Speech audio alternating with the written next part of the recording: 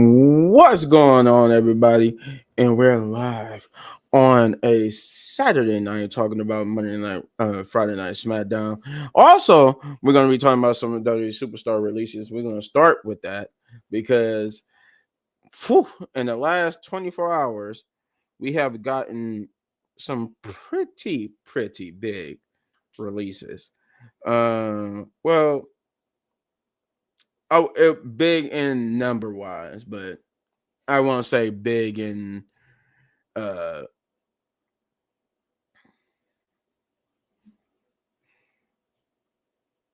you know, it's in the chat, Leo. Yeah, it's in the chat. I sent it.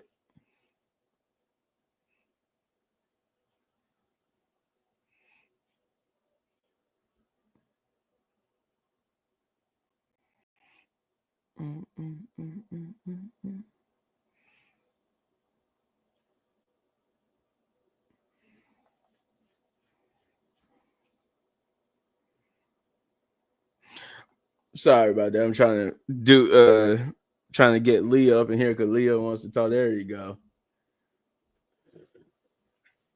What's up, Leo? Yeah, it was good. Finally got back. I've been out all day, as you can see. Oh, you got a new tag? Both Both. new. Okay. How long did that take you? From literally, I was at the shop till from 10 all the way up until probably almost 5 o'clock. But yeah, it's been crazy with these releases. And Little Big Man, looks like WWE must have heard our prayers because our wish of Liv Morgan potentially going on to WrestleMania might come to fruition. Because they have announced the other 3 participants that are going to be qualifying in their matches. We have Raquel and Roxanne on Monday, Lyra and Bailey, and Naomi and Chelsea next week. It doesn't look like Io will be part of that. It look like Io might begin her match potentially at the Chamber against and Rhea. and then what might happen? We might get a wonky finish. Liv wins the Chamber, becomes a triple threat. So we're still winning. We're still winning. It's still so. And the great words of Jim Carrey. So you're telling me there's a chance? Indeed, it is. Well, I did see, for all you guys who don't know, there were chatter going around earlier today that whatchamacallit, that Roxanne Perez is going to be one of the people fighting to qualify on Monday Night Raw. It did say as on the February 17th episode, but Leo is saying it might be this. It's this week. They on Raw they said it's this week. So both two of the other matches will be happening this Monday. Okay. So that's some good news on the Liv Morgan front. But back to the superstar releases, I want to run down who all's been released. Except, well, the first person I'm going to start with wasn't released. They just contract wasn't going to be renewed, and that's one Miss Sonya Deville. Now, Sonya Deville, she's the only one out of everybody that's been reported being released. She's the difference here because she wasn't released. She was just told that her contract wasn't going to be renewed. The difference being the superstars who are released have to wait 90 days before they could go somewhere else. Sonya Deville, as soon as her contract is up, she could sign with TNA. She could sign with and it's AEW. They did confirm it. They confirmed as far as her contract goes, it'll be up at the end of February. So at the end of February, she should be able to sign. The question is, where does she go? I've been hearing MLW be thrown around, which is a possibility. You got Maple Pro, that's owned by Scott D'Amore. And maybe TNA. I don't know how the merger thing works, but I don't think it affects WWE. as far as that goes if she does sign with TNA. No, it doesn't affect that. I think she'll be. That just means she'll be mostly used on NXT when they do like the crossover stuff, but she wouldn't be like on the main roster. On the main roster, Unless the only time, unless she unless wins the TNA title. Yeah, then it's like maybe like the Royal Rumble or something like that. Other people that's been released or are joining Sonya Deville are Blair Davenport, Cedric Alexander, the Good Brothers, Carl Anderson and Luke Gallows. Whoa. That's my girlfriend. oh, say oh. Yeah, that's my Well, thanks for joining us, Miss Gaddy. A big wrestling fan, as she's very a big wrestling fan. Oh, we need to have you on the show then. We want to have you on the show. The more the merrier. So where was I? So The releases, yeah. Yeah, the releases. So Good Brothers, Carl Anderson, and Luke Gallows for the second time now has been released. Even AOP. And yeah, I was about to get to that. AOP with Paul Ellering has been released. Then we got Issa Dawn. And I think that was it so far. It sucks because Isla Dawn, she was really good in the ring. Yes, yeah.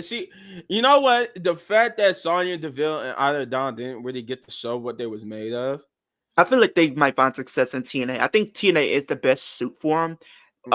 Now Cedric, I would love to see in TNA as well because I think he'll be a good addition to the X Division title scene over there. And now that you have Mustafa Ali, over there, let them recreate WrestleMania 34 for the Cruiserweight Championship, which is my personal opinion, was the best match on WrestleMania 34. My personal opinion was better than everything else besides the triple threat match for the IC title with The Miz, Finn Balor, and Seth Rollins.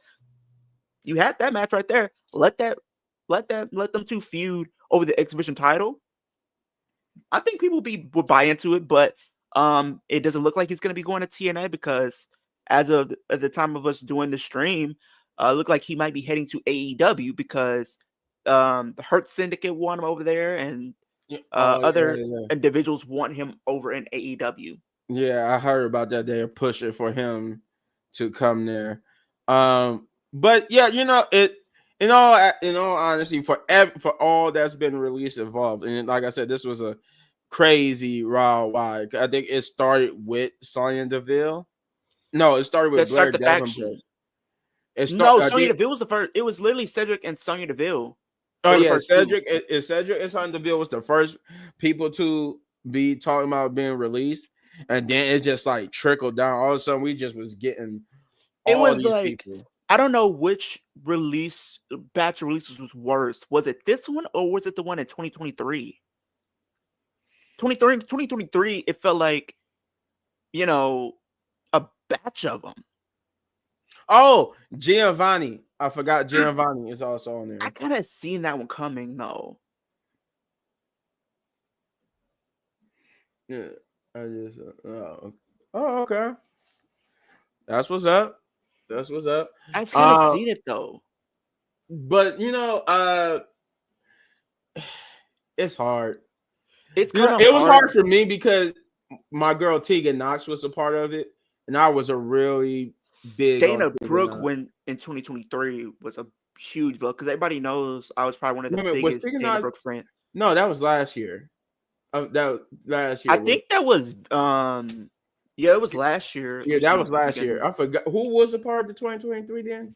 Because I got the 2023 releases. Yeah, I can pull that up. 2023 because I couldn't remember who was part of last year's. Well, I don't think we got. I mean, not 20. I know who was a part of last year, but who was a part of 2023. But I can pull that up for you. Get sec. But it's still crazy for anybody to lose that job. First of all, that's where I was going with this. It's crazy for anybody to lose their job. But it is a business, and most of the people the people in this lineup wasn't really being used. as much like Pure Fusion Collective. I wanted them to be successful, and they had a great or not a great but a good start. They had a good start. It it's just hard, it's hard to sit here and be like, could they could have done something better? I guess the thing they could have did better was have them win. They could have been winning more and presented more as a threat, but it's just like it's this whole thing with the book. And they need to stop with this whole So, startup stuff, and then March 9th, we seen yeah, March 9th, we seen Saraya, she departed. Then we got the first one that we really got was Lacey Evans. It's August. And the batch of releases, we end up getting Matt Riddle, Alexa Gray, Aaliyah, Daba Kato, Dana Brooke, Daniel MacArthur. Daniel MacArthur was from NXT. Dolph Ziggler, Elias, Emma, Ikemen Jiro, Masay, Mansoor, Mustafa Ali, Quincy Elliott. Wasn't a fan of him. Rick Boogs, Riddick Moss, Shanky, Shelton Benjamin, Top Dollar, Ulysses Dion. Yeah. Okay. And then Mackenzie Mitchell. Oh, okay. I say 2023 was bad because some of them was like in storylines. Especially Dana and Mustafa Ali. Mustafa Ali had an upcoming title match, and they were already doing a really big angle and feud with Dana because she went back down to NXT. She was having the best matches. She was having feuds with Cora Jade. Then, she was having a storyline with her and Kalani Jordan, where the story was going to be she would have turned on Kalani, right? Started a faction similar to kind of what the Pure Fusion Collective is now, but probably a little bit different. Because I think who's going to be part of it was Blair and someone else who's going to be part of the faction with Dana. And they would have been running Ruckshot over NXT. And then we would have seen, instead of Kalani becoming the first champion, it was supposed to be Dana. Okay. The first North American champion for the women. All right. I can see it. But yeah, yeah. And going by Ash by Elegance. But hey, I'm glad my hometown girl is doing something, right? She is from Ohio. Yeah, she's from Cleveland. She's from Cleveland, Ohio. There's a lot of wrestlers, both in and out of WWE, that's from here. But the ones that's from exactly Cleveland is Dolph Ziggler, The Miz, Dana Brooke, Johnny Gargano. I think that's it for the. That's the main four that I can think of. Yeah, I think that's it for Cleveland. Then you got Dean Ambrose or Jon Moxley for Cincinnati. Cincinnati. You got Alexa Bliss. She's from Dayton, Ohio. Columbus, Ohio. Yeah, something like that. Yeah, one of those. So, and then that was the other two. You missed the NXT. Did you watch NXT this week? I seen some of the highlights. I got to go back and look. I know Fandango return. And here's the thing. What month is this? I'm from. He said I'm from Cleveland too, but I stay in Columbus.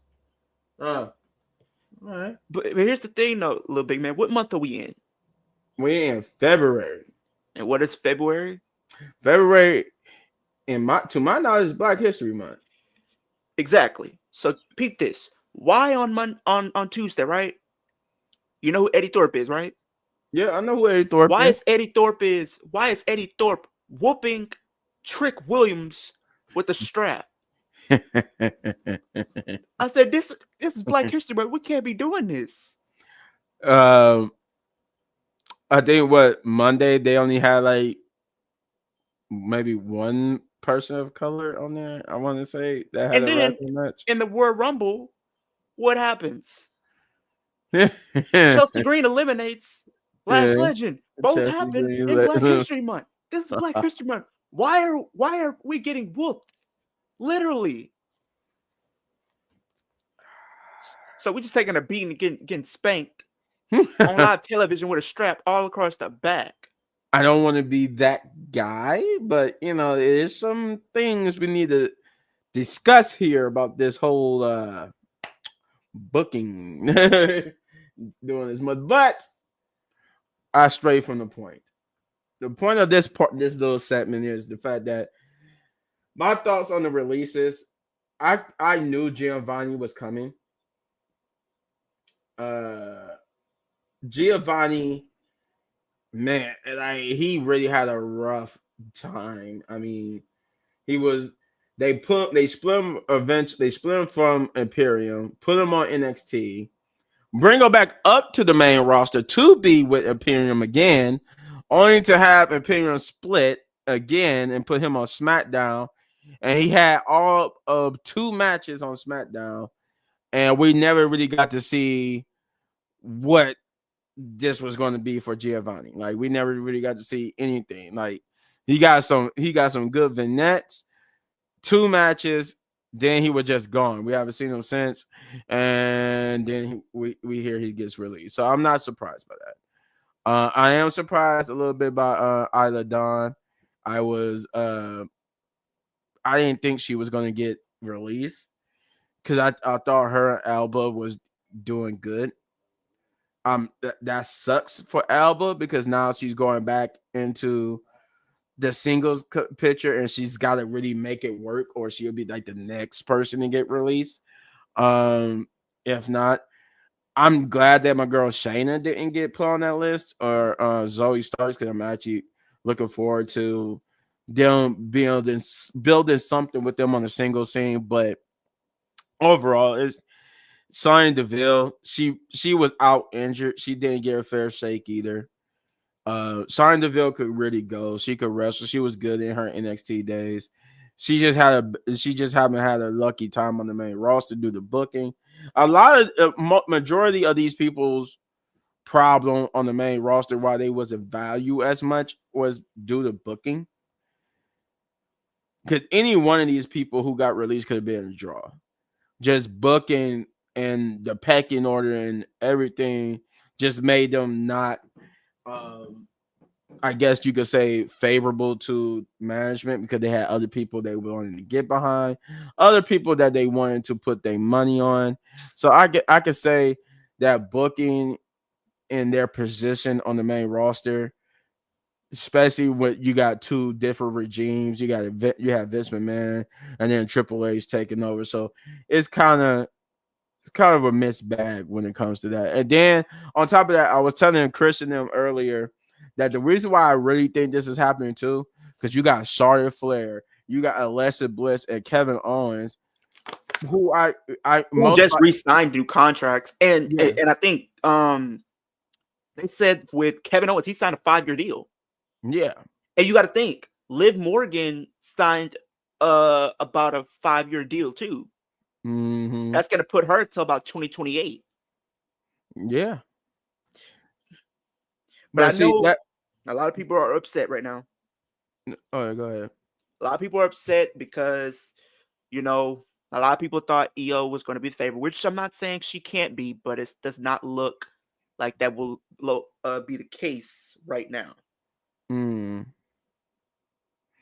Well, EO will get her time. I ain't gonna say she's not. She's one of the people that deserves her sign and everything. But I was saying like with these new contracts, I'm assuming that Charlotte probably signed a new one. But I know Becky did too. And then you got to think about Becky because Becky re-signed a new one this year.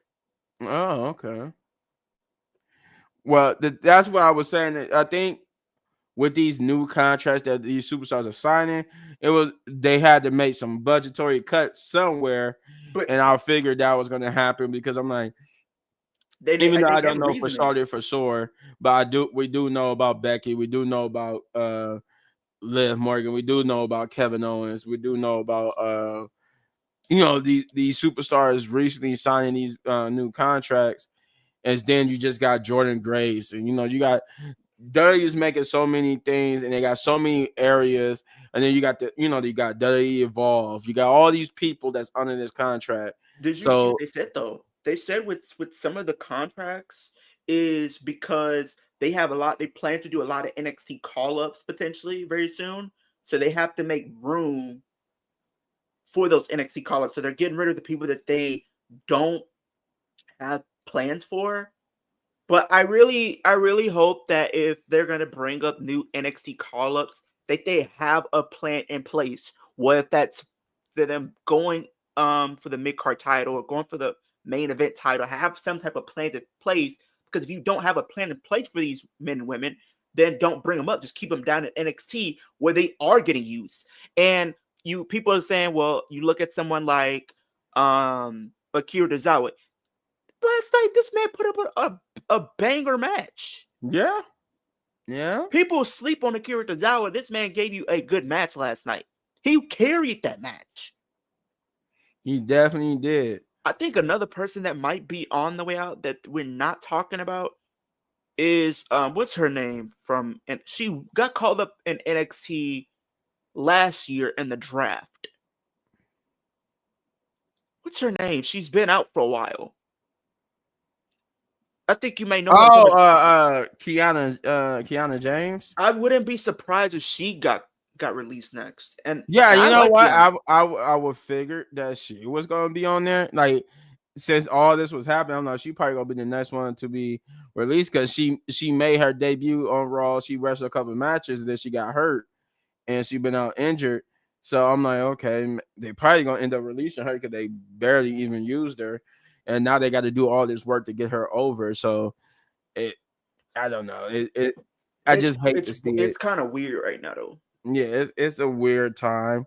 But to Leo's point, if we're releasing these people to bring up a whole bunch of people from NXT to the main roster, we're gonna just be right back here again. If and people even pointed if they don't have a plan as well. And this is a thing. And one of my friends, because one of my friends is a Liv Morgan fan, just like we are, and he pointed out to me, and he was saying that if Liv Morgan, how she was in 2021, early 2020, and late 2020, if she was that version, I wouldn't be surprised if she got released. Oh yeah, for sure. If she was still like how she was with the Riot Squad, or like when she broke away, she was doing that, I wouldn't be surprised if she got released. But you got to think they're bringing other people back from AEW. They got to make room for them, like a Ricky Starks, Alistair, Camille, Wardlow, Miro, maybe Lana. So you got to make room for those type of people that you might want to bring back. So it's just like, yeah, we're going to have to kind of trim the fat a bit. Yeah. Yeah. But like I said, if we don't have a plan in place, don't call them up. I mean, if we're going to call people up and don't have a plan in place, we're just going to be back here again. We're just going to be back here with more releases because they're not being used, because you don't have a plan in place. You got to have you have so many divisions now on the main roster. There should not be a plan. There should be no excuse, because now there should be no excuse. Before you may have gotten away with, like, you might not be able to get away with somebody, especially on the women's side, because we didn't have a mid-card title a year ago. We didn't have that. All we had was tag team. Either you were put in a random tag team, or you were sent to, or you were in the main event team. And if you didn't, you had nothing to do. But now there is no excuse. You can be in a tag team division. You can be a singles person and be in the mid card if they feel like you are on your way of being a main eventer. There's a place for you now. So there is no excuse. And if we want to be honest, come WrestleMania, I wouldn't be surprised if we get a multi-woman match for the US. Because I feel like the US on SmackDown, there's more people you could put in a match for that title. You could put a Zelina Vega. You could put like a Piper Niven. You can put a Chelsea. You could put a Mia Yim and a B-Fab. That's 5 women you could put around that title right now. We will get on that later, because that's actually ties into the show. But yeah, no, you're right. You're definitely right about that. It's no excuse now. It's no excuse. You got 2 divisions. One you're sucking with, by the way. WWE, you watching this, you suck with the women's Intercontinental Championship. Bro, here's the thing. How was Lyra, right? She won the title on on the 2nd episode of Raw. It's been over a month. and she still hasn't even had her first defense yet. Haven't had her first defense. Didn't get a championship celebration like Chelsea Green And got. Chelsea, she has had 3 defenses. 3. Within a Crazy. month. We're pretty much over a month at this point. Yeah. Yeah. I'm like, at some point, they're gonna have to start pushing the Intercontinental Women's Championship, Shane. I I don't know think what they're we're on doing here. autopilot because what they're planning on doing is having Lyra defend the title at Mania against Becky. No. And I think people were scared about Charlotte, but multiple sources have confirmed this. The plan that WWE is going to go with is doing Charlotte, Tiffany at WrestleMania. Oh yeah, of course. If she picked Rhea, if she picked Rhea, I wouldn't be mad at it because both women, have a win over each other. So you might want to complete the trilogy. Right. But I don't want to see it again. You could do that on a Raw. You could do Yeah, that at a SummerSlam. Yeah, I don't want to see. I mean, like you said, it could work. Because if you think about it, they're not really building it up. Like the story that they're doing is literally Rhea, Liv, and Io. Yeah, if you new to wrestling, you new to WWE. If you want to get a little peek behind the curtain on what they might be doing, just pay attention to what they show you on TV. Despite the fact that we got Charlotte Flair, she could choose any champion she wants to.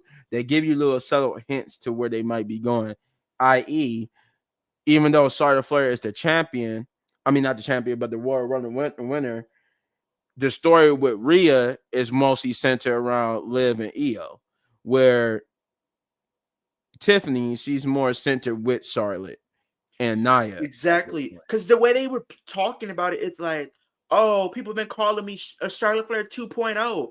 But when I beat you, I will no longer be a 2.0 version of Charlotte Flair. I will be the one and only Tiffany Stratton. Yeah. But yeah, that's all. I just want to spend a little bit of time on this WWE release case. It was so much of it. It was so many that I felt like it deserved its own little segment. But overall, like I said, I hate to see it. You hate to see anybody lose their job, regardless.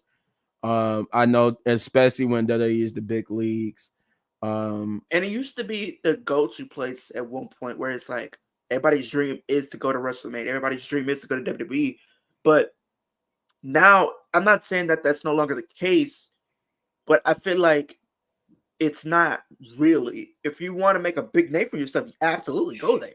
But if you're trying to be a wrestler in a company where it's not necessarily about the wrestling, it's about the storytelling. Yeah. Now, TNA is a mixture of both. Yeah, it is. TNA is a mixture of wrestling and storytelling. AEW is just like pure wrestling and carnage. Good God. I watched it. I'm like, I almost fell asleep during the AEW. They were in my city tonight and people were asking me to go. And I said, I'm not wasting my money to go there. And crazy enough, right? This is funny. I laughed. One of my friends is going to the show tonight, right? AEW Collision. Mm-hmm. And guess how much his ticket cost to go to the show? $60. He got a ticket for $5.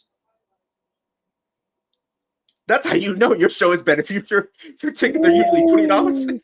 He got a ticket for $5. Price $5, bro. It costs. You gotta pay at least $80 to $100 just for a regular Monday Night Raw or SmackDown. That's if you want to go front row.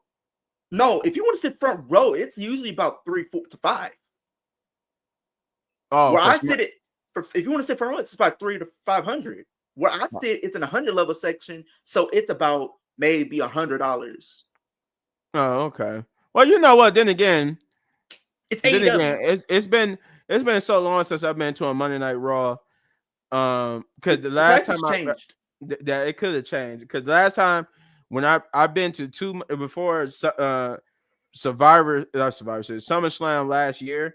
The last time I've been to a WWE show was 2 Monday Night Raws, and both times I paid like Hey, $80 to $100 for a front row ticket. you So, got your money's worth going to SummerSlam though. Just think about it. Everything that mhm. happened. Liv when it retained over Rhea. Oh, that was Dominic turning on wonderful. Rhea and kissing Liv. Finn turning on Damian. We were just Roman Reigns returning. Gunther becoming champion.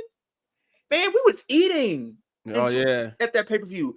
I don't know. I know people look at last year and say that WrestleMania was the best show. I'm sorry, this might be a hot take, but for me, SummerSlam was my favorite pay-per-view of 2024. Yeah, Because they actually got the right people. The right people won. that's a good hot take. It's a good hot take because I'm not gonna the best pay-per-views of last year were and like just overall as we just looking at it, was like WrestleMania, and then you got uh SummerSlam. But SummerSlam was kind of just a little bit better than WrestleMania. I mean, then again, we got the big Cody Rhodes finishing his story, so and the Here, epic conclusion to the here, bloodline. So it was not hard to for top that. now. It was back for at that point, but now he got to deal with it all over again. Right. What's up, Say Beer? Was good, And then Xavier. Was good. Was good. and then he I've been to said, SmackDown, never a Raw. Go to a Monday Night Raw if it's ever in your city. It's a blast, man. I've been to Raw, SmackDown, and a WWE live event. The WWE, like when they go on the house tour, the house show mm, tour, for the holidays. I went to one last year, and I got literally within the first 5-6 rows, and I paid only maybe $150 for 2 tickets. mm, And then, of course, you had your intermissions and stuff, but it was still cool. And I've been to Royal Rumble. Those are the only okay, ones I've been to. But I do plan to go to Mania next year because apparently WrestleMania 42 is going to be in New Orleans. yeah. And New Orleans isn't that far. It's only about a 5-6 hour drive. So I might have to take the trip. Hey, if any trip that's gonna be worth 5 or 6 hour drive, it's WrestleMania. Uh, Exactly. Say Beer, I'm actually the opposite of you. I only been to 2 Monday Night Raws and SummerSlam. That's it. I got It's 2 Monday Night crazy. Raws and SummerSlam. I never been to SmackDown. I want to go to a SmackDown. I want to go Uh, to an NXT. I want to go to an NXT, and I want to go to a Royal Rumble and a WrestleMania. But the thing is, the SmackDown I went to was kind of historic I also because you want know to do Elimination Chamber. I do want to see. That's one of my favorite matches. I think my favorite match has got to be Money in the Bank and Chamber. But did you see like the little glitch that they had where they was calling it WWE No Escape? I'm like, what is they doing? I'm like, what kind of I seen that. I'm like, what is no, this? it's when it was so after. We're gonna get to that too in a moment. But a little spoiler here. If you don't want spoilers, but a little spoiler here. There was after the end of the Bianca versus Piper Niven match where Bianca won and beat Piper Niven to qualify for the Elimination Chamber. Instead of saying the Elimination Chamber, it said no escape match. I'm like, And then it says WWE No Escape. there you no escape. And then I'm like, What kind of pay-per-view were they coming up with? Well, well, they like, did what that, type of but pay did you per hear? view? They even said they're making a new pay-per-view that's going to be centered around John Cena this year, probably post SummerSlam. Called And Ruthless Aggression. Yeah, I heard about it. but going back to what you said about SmackDown, though, the SmackDown I went to was historic because you remember when the world shut down, right? Yeah, yeah. I was at the first SmackDown that they had with full capacity fans back, and this was right Oh, before Money in the okay. Bank. Like the Friday Night Smackdown that was for Money in the Bank. Mm-hmm. I was there, and bro, when I tell you, it was historic. People was out of the seats, and I kid you not, one of the people who got the biggest pots on that show was Liv Morgan. She was hot at the time, and I think she was a baby face. She was a babyface, and she was the favorite to win Money in the Bank. But guess who they gave it to? Nikki ASH. Oh yeah. Bro, the way she won it, I was confused. And then again, I'm like, okay, Nikki finally get her just desserts. I'm happy for her. She was one of the people I did want to see become champion, but that reign was just so poorly booked. Bro, but Charlotte in 2021 was just unbearable. I think Back that's when when I Drew started. carried the That's company, when yeah. I think really when that happened, it's when I started like not liking her. But it really started at WrestleMania 36 when she beat Rhea Ripley for the NXT Women's title. And then do nothing for NXT. Didn't do nothing, but then she lost it in a triple threat at In Your House between Rhea and Io. Yeah, And people were saying maybe that's what the plan that they might do and do a rematch of that, which that match was good, but I don't think they're doing that because they said they want to do Charlotte and Tiffany. If they do it, it's gonna be like we said earlier, it's gonna be Io, Rhea, Liv. Or if not, they're gonna probably do Liv and Rhea one-on-one, because you guys gotta think that was planned at WrestleMania. They probably gave Rhea the title because they want to still do that feud, so they took a break from it and stuff like that. But there's no reason why, if they really didn't want Liv around the title, they wouldn't have her still in this feud or around Rhea Ripley still.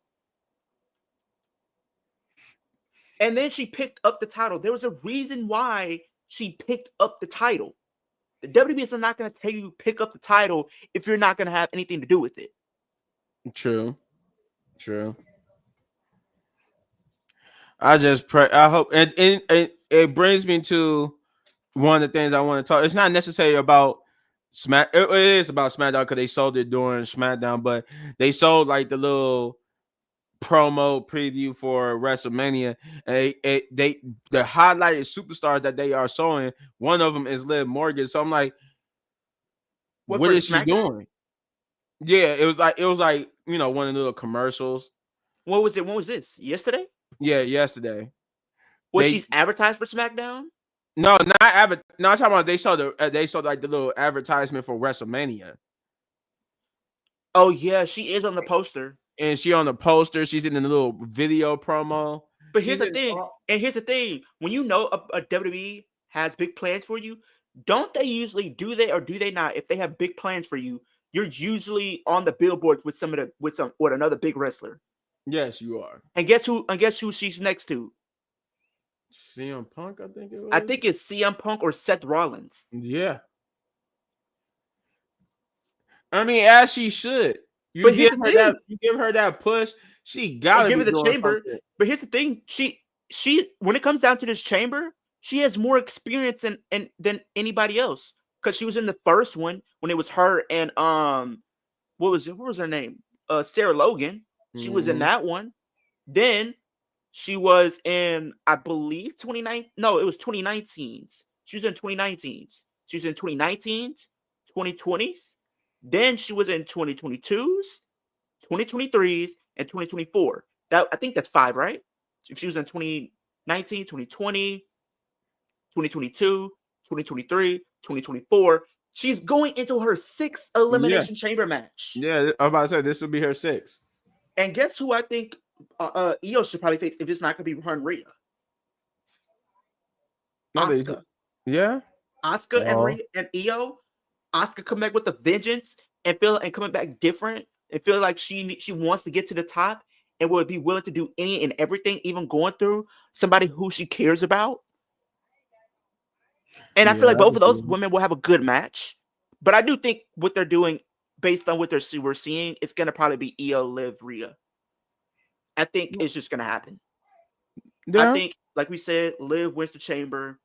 Io, Rhea have their match, which is going to be a great match. Ends in a wonky finish where maybe like Io has her foot under the rope or on the rope. Ref doesn't see it. Then, they have their Io gets a rematch for the title at Mania. But Liv says, I'm an Elimination Chamber winner. And then boom, she gets added or whatever the case is. Or maybe Liv and Rhea are straight up one-on-one and Io gets an opportunity by maybe beating Liv to be added. That would work. Because people are saying Bianca, but Bianca doesn't make sense only because, for one, she's tag team champion, and two, she's literally has Jay Cargill, where Jay Cargill right now, she's literally at the performance and the training. So that lets Yeah. you know her return is near. Yeah, Bianca, and it's weird. They said Bianca for the first time being on the main roster is considered a mid carder. I'm like, she's not really a mid carder, but She's just elevating the tag titles. That's she's it. elevating the tag titles. But no, she wouldn't make sense. She got planned She got feud. like 2 stories going on. Maybe even if she does face, what's her name? Even if she does face maybe like a Jade, maybe they lose the tag titles to Liv and Raquel on the road to WrestleMania. And I Oh don't think it'll be god. Alexa. I don't think Alexa's winning either because like what would mind you, it'll be cool if Alexa won, right? But Mhm. it's like, what's the point of having her face Rhea if you just moved her over to SmackDown, only to have her win the Chamber and have to move back over to Raw? That's weird. Like, Yeah, yeah. if you did have plans for her to potentially go after Rhea, she should have stayed on Raw. She And I think should. her story is pretty much maybe joining the Wyatt Six. And boom, if with the names that we named earlier with the women's US, throw Alexa in there. That's 6. You have B-Fab, you have uh Michin, you have Zelina, you have Alexa, you have Chelsea, you got Piper. That's 6 women. And you also have Kane Carter and Katana Chance. That Oh, makes and yeah, and they just got moved to SmackDown. so that's 8 women you can use. But it look like they're gonna be using Kaden Carter and Katana Chance for the tag team scene. It looks like it. But speaking of which, SmackDown, uh, they kick off SmackDown with Jay Uso, and I mean this man got the crowd jumping like he did when they was here in Cleveland. Man, they was yeeting their butts off, and I mean they was yeeting their butts off. Um, and they even did just like they did in Cleveland. They even did a second round of yeeting and stuff because they asked him. They said one more time, so they played his music again, so he could go back and yeet again with the crowd. But then they got down to business with him saying that he on Monday Night Raw. He did mention in his promo that he only got 2 choices, so he's omitting Obafemi. He don't even want to try to even go after Obafemi, but he did say I got 2 choices. He said Monday Night Raw I had Gunther, so he said I'm over here at Friday Night Smackdown to call out Cody Rhodes. And so he asked everybody to help him welcome his dog Cody Rhodes. Cody Rhodes come out and they talk about WrestleMania, Mm-hmm. where he said that he would love to face Cody at WrestleMania, but he also got some unfinished business with Gunther. So he kind of like he don't know what he want to choose. But Cody Rhodes gave him and told him that they went through a lot together. He's happy for him that he won the Royal Rumble. They've been through a lot together, and the choice is ultimately yours. You got a choice, unlike how my choice was taken away from me. I had to fight back for my choice. Um, he said, "You got a choice, and if you choose me, with all that good times, all that stuff we've been through together, that's make another good moment here tonight. Because if you choose me, that would be the last time that we have a good time together. Because he has to go to WrestleMania, he has to be in the main event, he has to Mm-hmm. defend the title to make his story complete, to make this run complete." Um, but then they would get interrupted by Jacob Fatu and Tama Tonga, who would come out and address both Cody and Jay. He would tell Cody that, you know, he like, yeah, you the WWE champion and you took that title from my family last year at WrestleMania, but now we're gonna need that title back. And then he told Jay that he said if anybody, he said Mr. 2025 Royal Rumble winner, if anybody's gonna take that title from Cody, it's so in the hell won't be you. And And then Jay, guess what? Jay, he said, "Oh, is that right?" Bing, right, straight to Tama super Tonga. kick. Super kid straight to Tom. I'm like, why did Tom catch a stray? I'm like, Because come he's just on, there. man. He was the nearest person to the super kick. That's why. Right.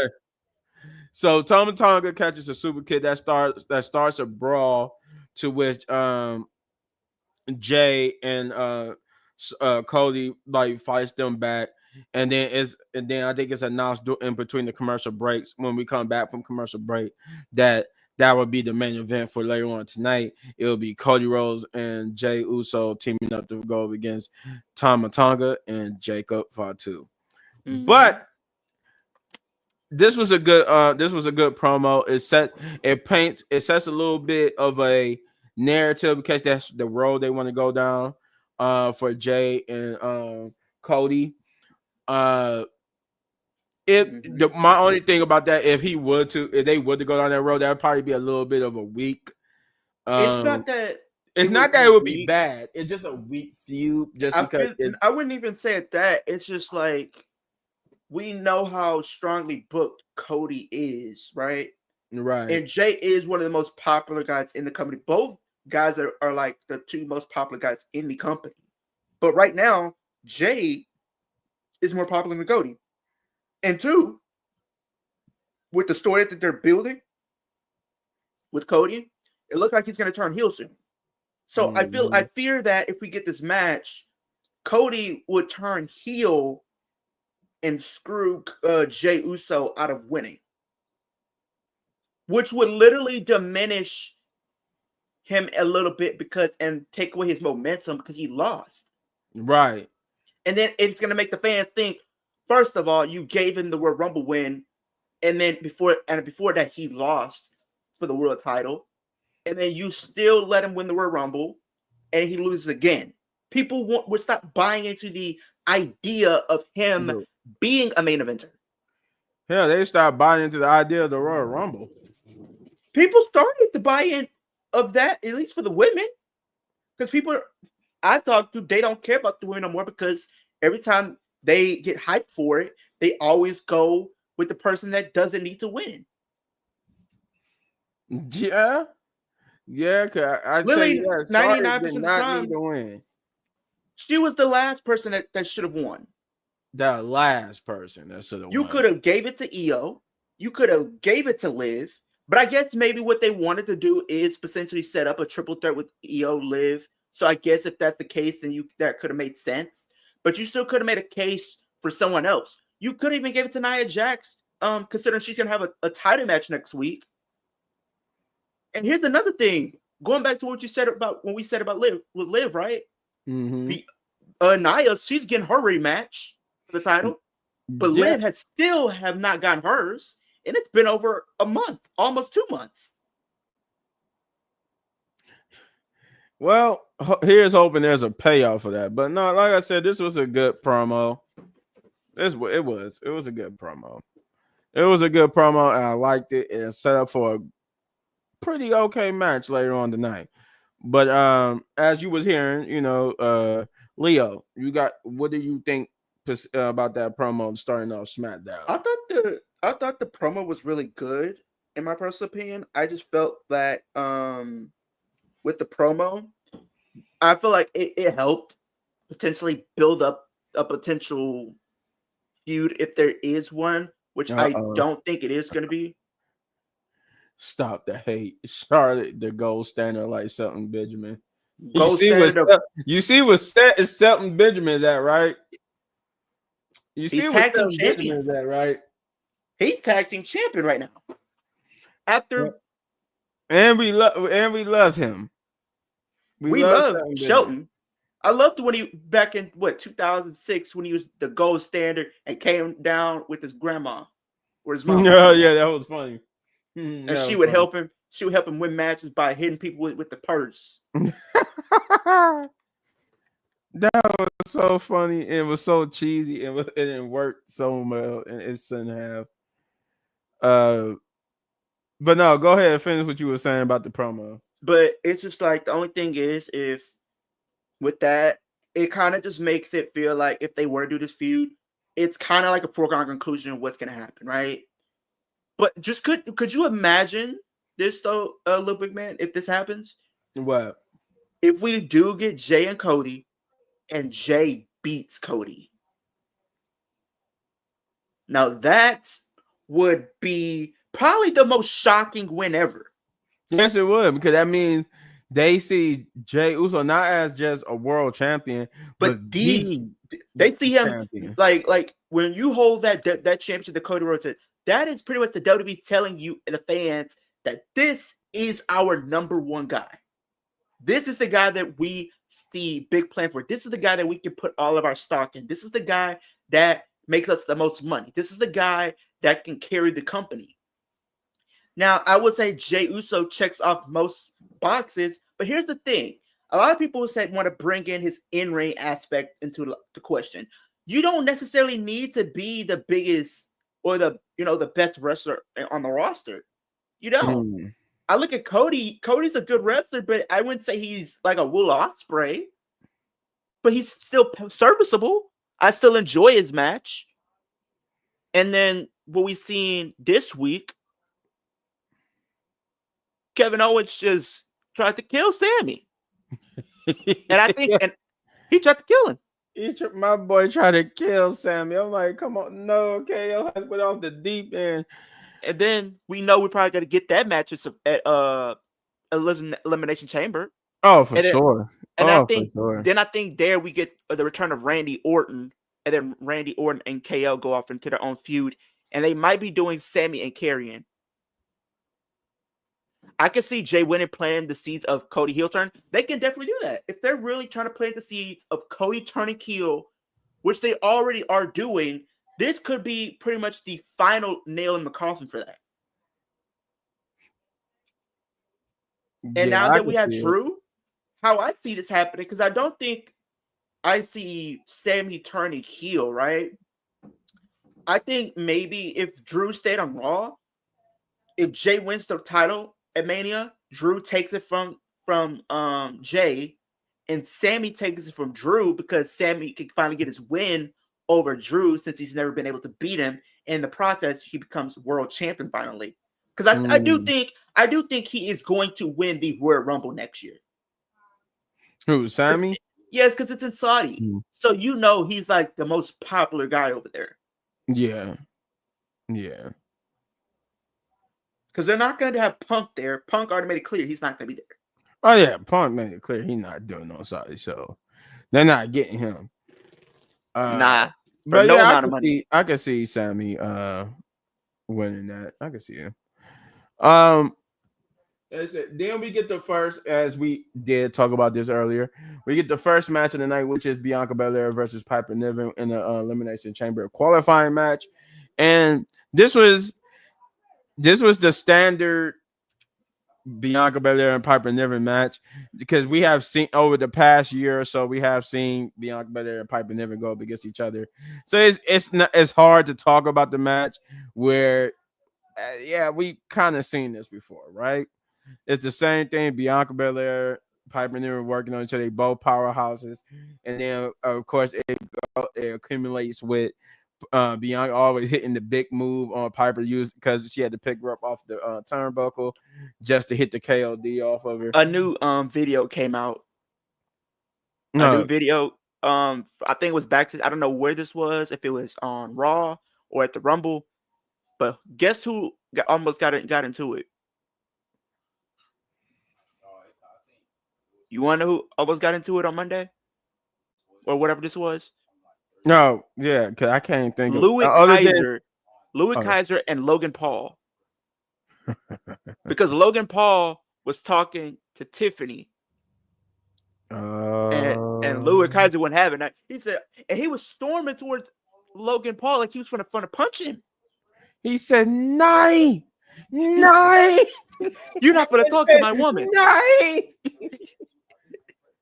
My man started saying, "Nine, not my Tiffany. That is my Barbie. Nine." He was saying, "Go get your own. Go get your own Barbie. Go get your own Barbie." People was dying laughing because of the comments I said about Charlotte. I said Charlotte looked like a blow up dog, how she was looking last night. No, Lord Jesus Christ. But no, this was the standard typical Piper Niven match with Bianca Belair. They did go back and forth. Piper Niven always gets some offense in on Bianca.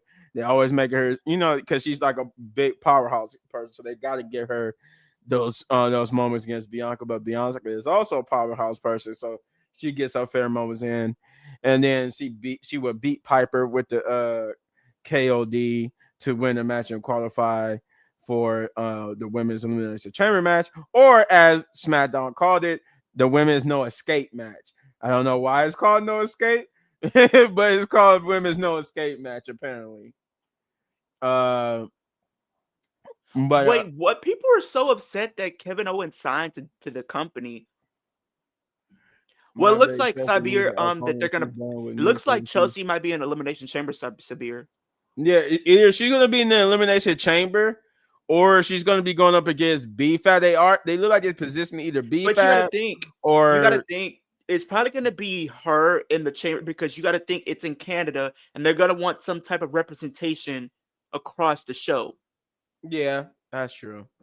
But people are upset at the sight of Kevin Owens remaining with the WWE for 5 more years because somebody put, I'm done with the idea of Kevin Steen, that was his indie name, to AEW. It's clear that he has no past. He's just there to collect a paycheck. He's not like Ricochet and decided to bet on himself. Kevin Owens sucks. Kevin Owens doesn't suck. He's giving us some of the best stories right now. So I don't know who that person is, but yeah, y'all need to check. Y'all need to check. He's literally getting really pushed right now and is having some of the best stuff. Yes, he is. Yes, he is. I want to say shout out to everybody who's in the stream right now. Just a little shout out to you guys. You guys rock. Anywho, but yeah, Kevin Owens is giving us some of the best stories, and yeah, he almost killed Sammy. But Leo, what did you feel about that Bianca match? I thought it was cool, and I think the story beats that they had throughout the match was decent. I think the whole story that they were trying to get to see if, like they usually do with Bianca, if it's a much bigger opponent than her, can she get them up for the KOD? That's the story that they were telling throughout the match. She did, and she ended up getting the 1, 2, 3. But I was very confused while Chelsea Green was out there, and it seemed like clear as day she was going to probably try to help Piper get the win. Yes, she was cheering on Piper, but she really wasn't doing anything to help Piper win.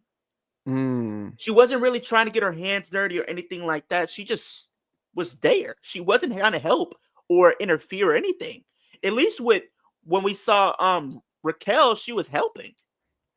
They probably setting up Piper to turn on Chelsea. That's probably like the first building blocks of it. Because it's coming. It's definitely coming.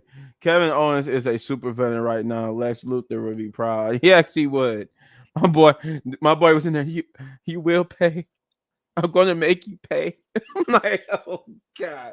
And I get into it later on when we get there. But my God, my boy Kevin Owens has gone off the deep end. And then when we talk about these releases, there's one release I'm waiting for. Uh-oh. I think I know where you're going with this. The one release I'm looking for hasn't happened yet. Now, you want to know who that is? Def Rebel.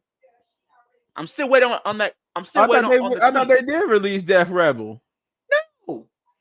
We still using. I thought they said they was done with Def Rebel. It don't look like it because they're still getting up these trash theme songs. Oh God. But no, because they said New Day's music wasn't done by Def Rebel. But here's the thing: it was by Jim Johnston, but Jim Johnston is not back with the company. I think it said the possibility that CFO might be coming back. You know what? I was surprised that he wasn't released. No, because Omos just came back from New Japan, from Pro Wrestling Noah, so they probably want to implement him back in the company. So they're probably gonna have him show up. And you also got to think if they're signing other people like a Matt Cardona, because he was at the Rumble, and they're trying to make room for him and Alistair and all those people. You got to kind of cut some of the people that you're not going to be using to make room for the people that you do want. Mm-hmm. Mm-hmm. People got to understand it's a business. It is. At the end of the day, it's a business. Like I said, we don't want it to happen. We wish everybody the best of luck. but it's a business and it happens. Um, After the match, we will get a backstage promo with Carmelo, who this is where we will get the whole whatchamacallit, the party girls, uh Kaden Carter and Katana Chance. They will be back there talking to Nick Aldis, who is that would be our reveal that they too were sent to SmackDown from Raw, which means I guess even though the trade window is overweight, we still gonna get people to switch sides because we still haven't seen any NXT call-ups that we're supposed to be getting in this, which means Raw is not only getting AJ Styles, but they're getting some more people because they traded Katana Chance and them there. Unless they did all that to get, Alexa Bliss, because they got Alexa Bliss and Drew McIntyre and Kaden Carter and Katana Chance, which means we should be seeing at least two more people coming to Monday Night Raw. But yeah, this is where we get that little confirmation But that I don't know if we talked about it this week, but man, we got to give it up for Liv Morgan on Monday. We got to. She had a fantastic match with EO. People do not give her a lot of good credit, like when it comes to the ring. He said no, Leo. He is garbage, not by his own Not doing. Oma. Hey! I'm a Homo sapien. Why? Can't do that. Homo sapiens rise. I don't know, man. I can't. Me and you agree on a lot of things, but I don't know about Omos. I feel like he could be an NXT. I mean, yeah, and if anybody could get Omos over, is Shawn Michaels down in NXT. Hey, somebody says, how is it Rich Holland and Nikita Lyons are still employed? That is a good question. But here's the thing: Rich Holland has a title match, though. Yeah, Rich Holland had a title match, and next weekend. Come on, man, it's Nikita Lyons. He's competing. He's going to be competing for the NXT North America title. Who has he beaten exactly? I think he's beaten Braun Strowman. He had a match with Seth last year, and then he also had a match with Brock the year before. And he's faced Bobby. Yeah, he's beaten a couple of people. He didn't beat Brock. Brock was like his biggest opponent. No, I'm saying those are the people he's faced, like notable. Yeah, those are people he faced, but I don't think he beaten Brock. But Brock was like his biggest opponent, and then Seth Rollins would be his other. Him and Seth did good too. Yeah. But yeah, that's when he lost all those matches. I mean, he still had good effort. He still put in a good effort though. But yeah, during that Carmelo promo, we did get Carmelo being informed that he would be facing a Raw superstar. And for one night only, they allowed the Raw superstar to come in because this match was requested after his actions. But he was like, you know what? We've been there, done that. I'm done with this. I'm cool facing these mysteries opponent. And then turns out when the opponent comes in, it's Akira Tozawa who wants payback on Carmelo for ruining his opportunity at the Royal Rumble, causing him to lose his spot to ISO Speed. And Nick Aldis put it, possibly winning the Royal Rumble going on to WrestleMania. I'm like, all right, Nick, you putting a little bit too much on that because we all know Akira was not winning the Royal Rumble or doing anything in the sense. He was just mainly there as a fake out for ISO Speed. They said Indy and Tegan release, Sonya to release, Isla Dawn release. They're getting rid of their LGBTQ representation. Triple H, we got your tea. Bring them back. Wow.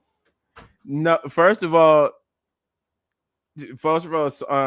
Sonya, yes, is LGBTQ, a part of the LGBTQ community, but Tegan is too. But Isla Dawn and Indy Hartwell was not. No. One more thing, when it does matter, they say it don't, but it does. Yeah, it does. It does. But some of them it doesn't. But some it does. It just depends on who you ask, because some people can still look good even in a loss. Yeah, that is true. DIY will have a promo next.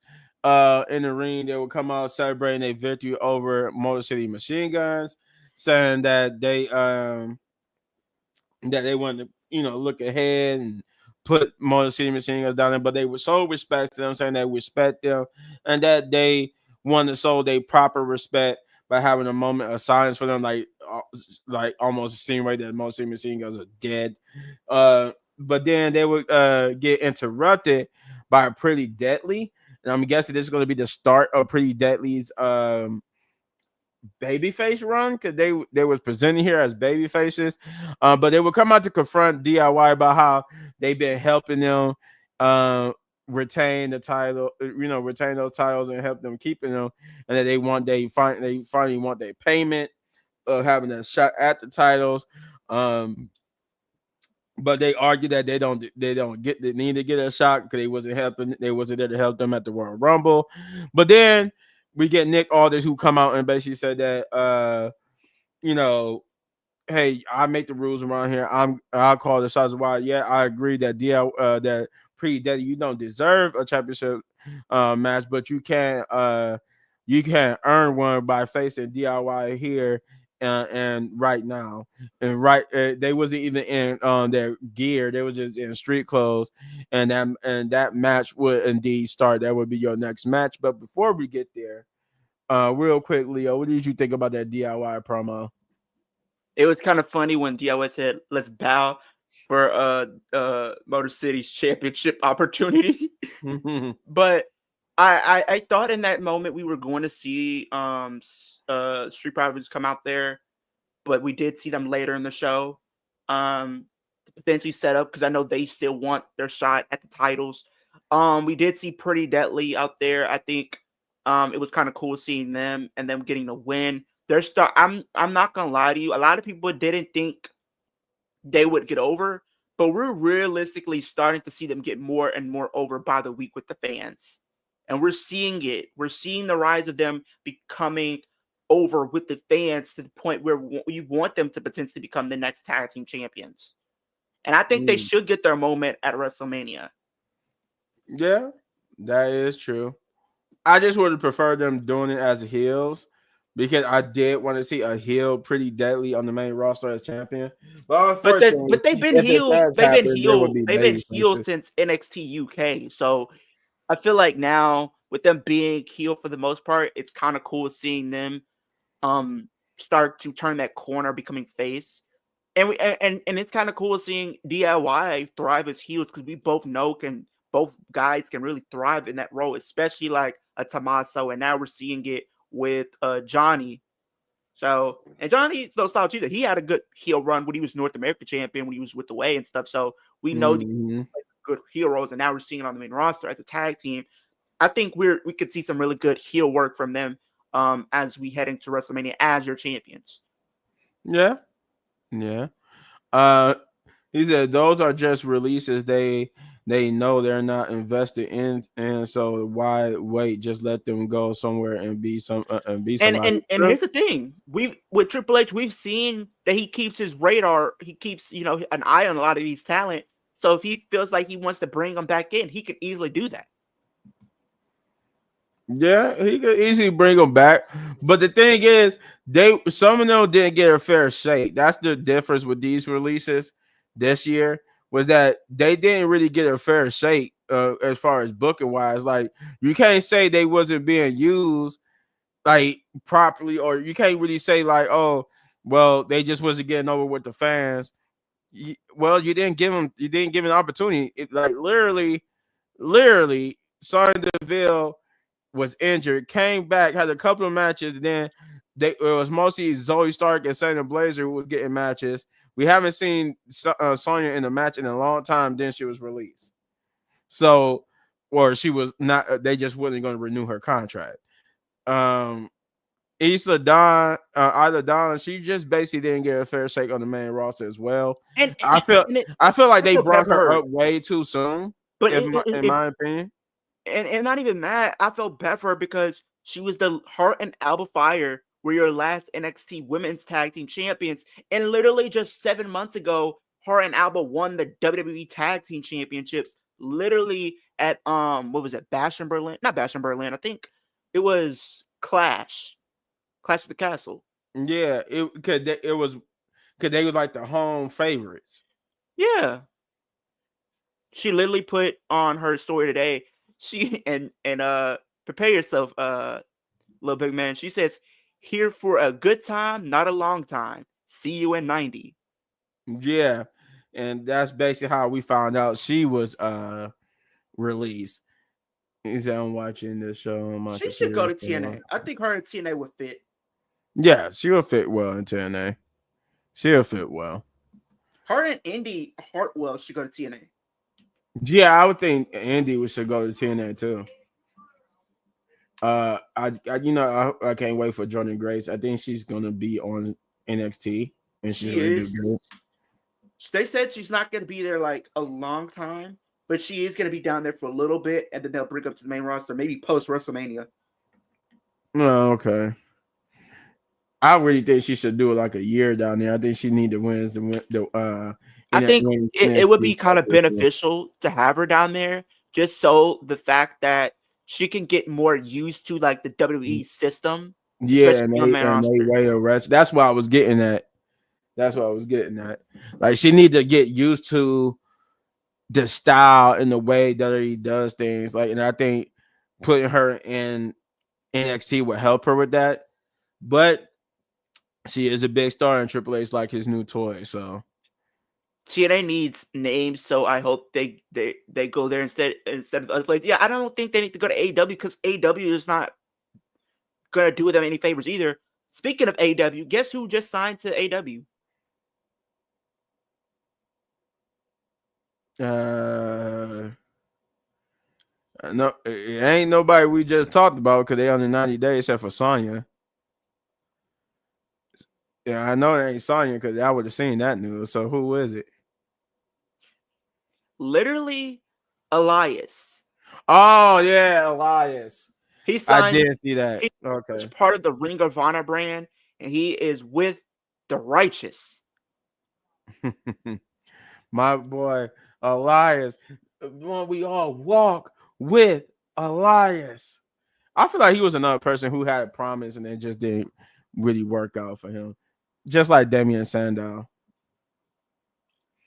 AEW is full and confused over there. They don't need to sign anyone. Yeah, they really don't. They need to just fix what they got going on, like for real. So with that, we do get to the second match of the night, which is DIY versus Pretty Deadly. This was a good tag team match. I ain't gonna lie. It went on pretty long. I didn't think it was gonna be on that pretty long. I think it had like multiple, like at least 2 to 3 commercial breaks. So that's a pretty long match. But DIY and they'll actually put on a good tag team match. Pretty Deadly was basically presented here as the baby faces. It was good. I mean, it was.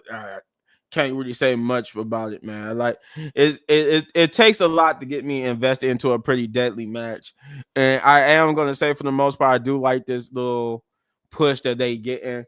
So I enjoyed it, and I enjoyed DIY being like the overbearing heels who now coming out cutting these promos, and they're having these type of matches where they're not even ready to compete, and they got to do that. I think the last time we saw a match like this was the Miz, where he wasn't in ring gear and he had to compete in like his suit and shoes and stuff. He didn't even have his usual gear, so it's like I like this whole Miz style like heelish thing that DIY is doing. They're scheming. They're petty.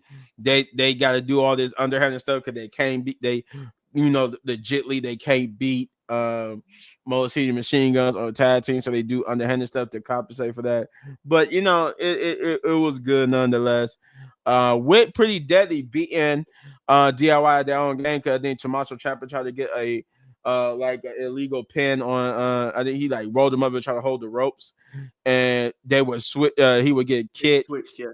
Yeah, he would get kicked, and they switched it, and then Pretty Deadly would do the same thing to him and get the actual victory. So it was cool. And I'm looking forward to Pretty Deadly. I think they got a lot to offer to the main roster. So here's hoping that eventually down the line in the next couple of months or weeks that they become tag team champions. I just wish they was heels doing it, but then again, I like Leo said they have been heels for a pretty long time. So little bit man, Pretty Day look like they're finally getting their turn to shine. That's what About I'm saying. yeah, And I yeah. want to see more people get their time. I want to see A-Town Down Under get their time. Mm-hmm. I want to see Austin Theory get his time, but now he's in NXT. He's getting a big pop. The reception to him is really good. Potentially, he should go on a singles run. Could you imagine him and Braun Breaker? We know how good Austin Theory really is. Him versus Braun Breaker would be cool. Yes, If it you would. really built him up good enough, him and Jey Uso, him and Gunther, sign me up. What did you think, Leo, about that Pretty Deadly versus DIY match? I thought it was good. I thought it was decent. I felt like it did what it needed to do to prolong the feud, to show everybody, at least the fans, that this could be the story that they're going to try to go with. I feel like to an extent, it seems like on one hand, it seems like they're doing just DIY and Pretty Deadly and having that be the story and having Motor City and Street Profits be like the undercard story, but they're all Mm-hmm. kind of intertwined. And I feel like it all could come together at some point, but I don't know. But I do think the match for it that they did come up with was good nonetheless. But we just have to see how it goes because I feel like it's only a matter of time. But we see all of those guys mix it up. And I do, like we said before, I do think we at come WrestleMania, don't be surprised if we get a multi-man tag team match. Where we see Pretty Deadly, where we see DIY, where we see the Street Profits. I feel like that's going to happen. Even Legato. Yeah, I feel like, especially how the promos went later on in the night, I feel like that's probably going to happen. And you'll understand when we get there, but what we meaning by that. But yeah, I feel like that's probably going to be one of the matches for WrestleMania. He beat Cena, of course. Theory is good, just didn't do anything for him after That's that. what I'm saying. The only thing that messed him up is he was in the story with Cena, a top star, but it didn't do anything for him. They didn't have a good follow up. Build on that. When he beat Cena, build on that to let everybody know I beat John Cena. I'm here to stay. I'm next guy up. I'm Mm-hmm. going to the top. I'm becoming world champion next. He wants the opportunity. That's the story you should have went with. Yeah, and they didn't do that. They did not build off uh that matchup at all with him and John Cena. But speaking of the Miz will have a promo next after this where he's still trying to recruit Andrade, and he was saying that he got so much potential, he got so much he could learn from the Miz, and Andrade would tell the Miz, "Yeah, I learned a lot from you. I learned how to beat you," and he was just like, "Are you kidding me?" And then I Cody thought he was Rhodes going would to say, come up, I thought you were going to lose. right, and then Cody Rhodes would come up and he would basically would try to talk to Cody Rhodes and tell Cody Rhodes that these new kids on the block don't got no respect, don't have no idea what they could learn from people like us. He said, I got your back. I always got your back. Cause us veterans gotta stick together. And Cody Rhodes was like, I don't need your help. I don't need you to have my back. He said, of course you do, because you think with this, like if Jay choose you, which is gonna be it will be a marquee match. If Jay choose you, you think this is gonna help you keep friends? That you already learned that this don't help you keep friends. It just turn friends into enemies. So he warns on what you think was gonna happen if Jay choose you, that y'all still gonna be friends. And it gives something Kevin Owens to gives Cody Rhodes something to think about. Also, I want to point out that my boy Shinsuke Nakamura was lurking in the background. So I'm like, He's just literally in every shot every week. But I think, like we said, I think what they're gonna do is have Shinsuke and Jimmy Uso at some point for the US title. I think that's the play here. Oh, it's definitely the play. Because we're going to see Jimmy win the US, Jay win the world. But the question is, when do you, if we're doing this at Mania, a lot of people are saying they don't think it's going to be the main event spot of either night, especially not night 2. Night 1 possibly, but I don't think they're going to have that be the night 1. I think maybe co-main event or something like that, because I don't think they're going to put that match over Punk, Drew, not Punk and Drew, but Punk, Rollins, and Reigns. Oh yeah, no. You talking about Jimmy's match with Gunther? No, Jay. I don't think they're. I mean Jay. Yeah, Jay's match with Sorry, that does go. But funny enough, what I just did actually goes into a promo later on tonight, but that's actually about to come up in a minute. But no, yeah, they probably won't do that over Punk, Rollins, and Roman. That if they do that triple threat, which is still weird because it needs to be for something. I still think it's just weird to have a random just a triple threat because all 3 men hate each other. But yeah, I think they will put that on over Jay going up against Gunther. I like Miz still relevant and doing the job instead of being used properly. He's a true pro. What they need to do with Miz, I want to see him break the record for Intercontinental Championship reigns, right?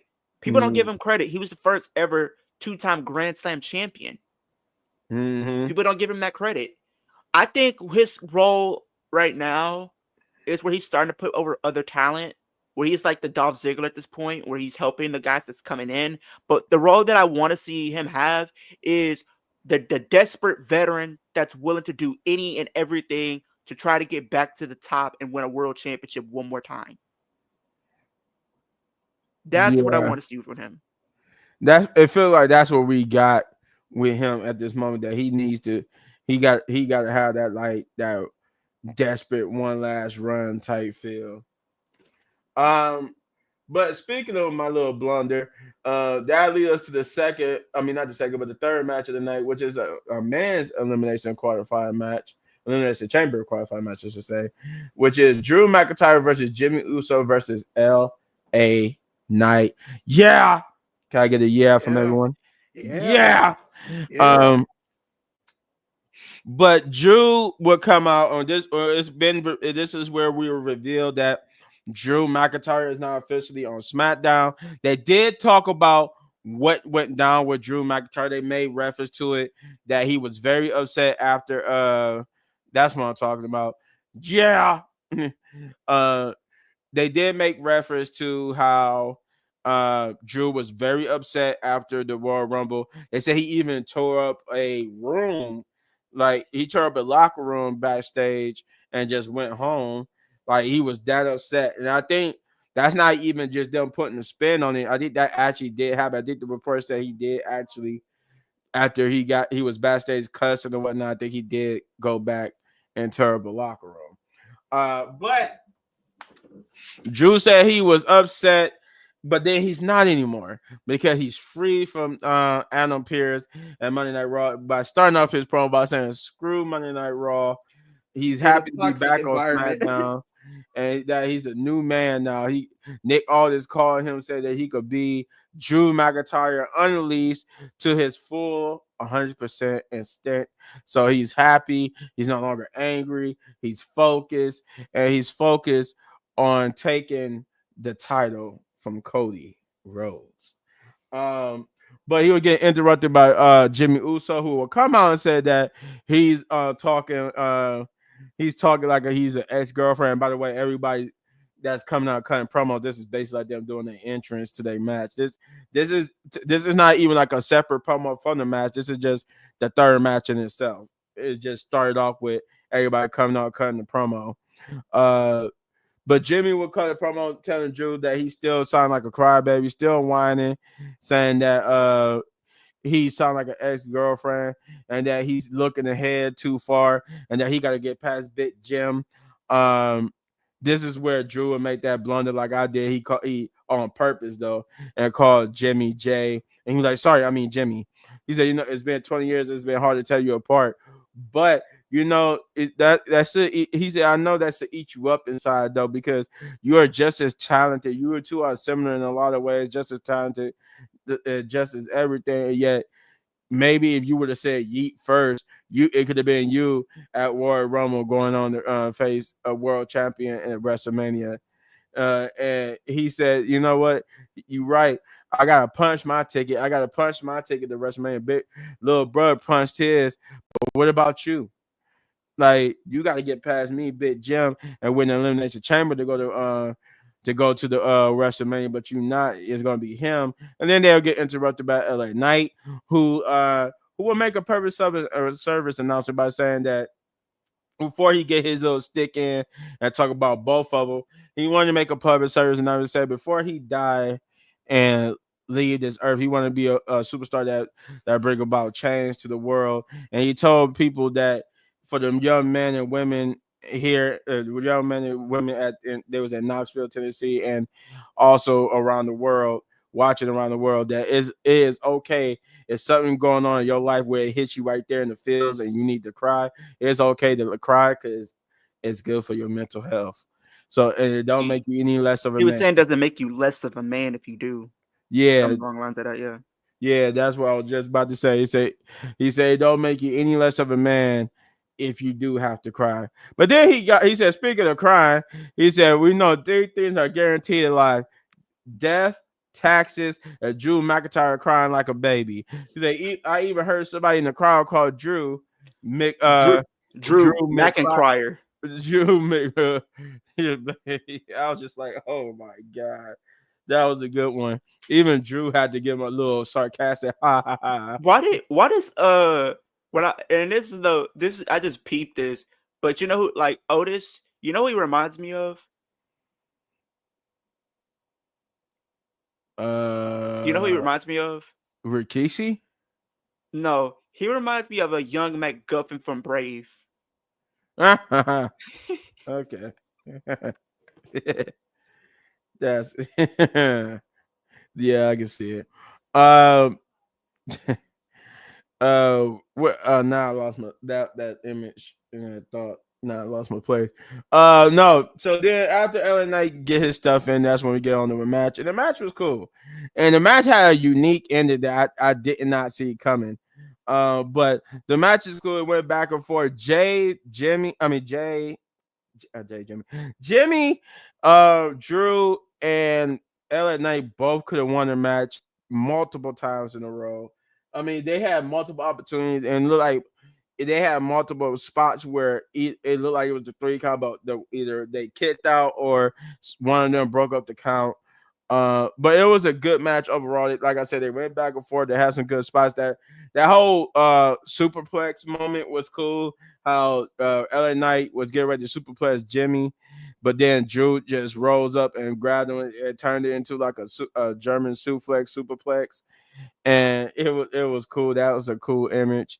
But the ending was the best spot because LA Knight was about to hit the BFT on Jimmy, and he hit it, but only because Drew went and Claymore kicked him. So it was like he got Claymore kicked into the BFT, which basically Drew could have pinned either or. He could have pinned LA Knight or Jimmy and would have won the match, but he ended up pinning LA Knight, and he will move on to the Elimination Chamber. It is now him, John Cena, and CM Punk. And they're just like they're doing with the Royal Rumble. They're making this like an all-star type feel. Yes, they is. Yes, now I think Logan is going to advance, but I really would love to see it be Rey Mysterio.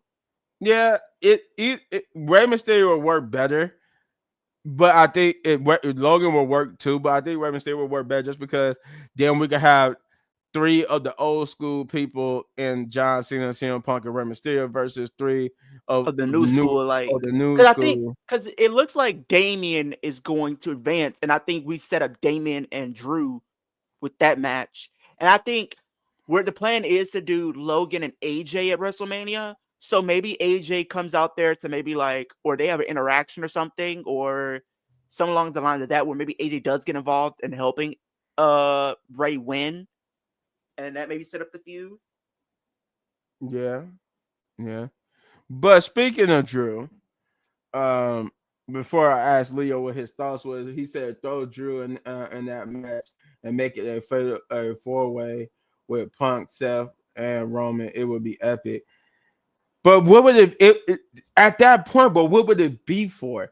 It would have to literally be whoever wins this match faces John Cena or Jay Uso at the next pay-per-view for the title. If you were to do that, it had to So be for like, something. unless they did that, I guess they could make a number one contenders match. Winner gets a championship, a match for the world championship at Backlash. Yeah, Because like Backlash is going to be the first pay-per-view post WrestleMania, and it's it would going to probably have be to in be that. Mexico. But could you imagine this? What if Roman Reigns won that and he had to face Jey Uso at Backlash? Oh my god. Well, at least it's Jay Uso, but still, oh my god, he don't look like Charlotte needs to stay away from the title pictures, man. But what about if he? But what if Roman puts Jay over? Nah, I'm with it if he puts Jay But over. here's the If they thing. let You him know put what would Jay be even over, crazier? You know what would be even crazier? what?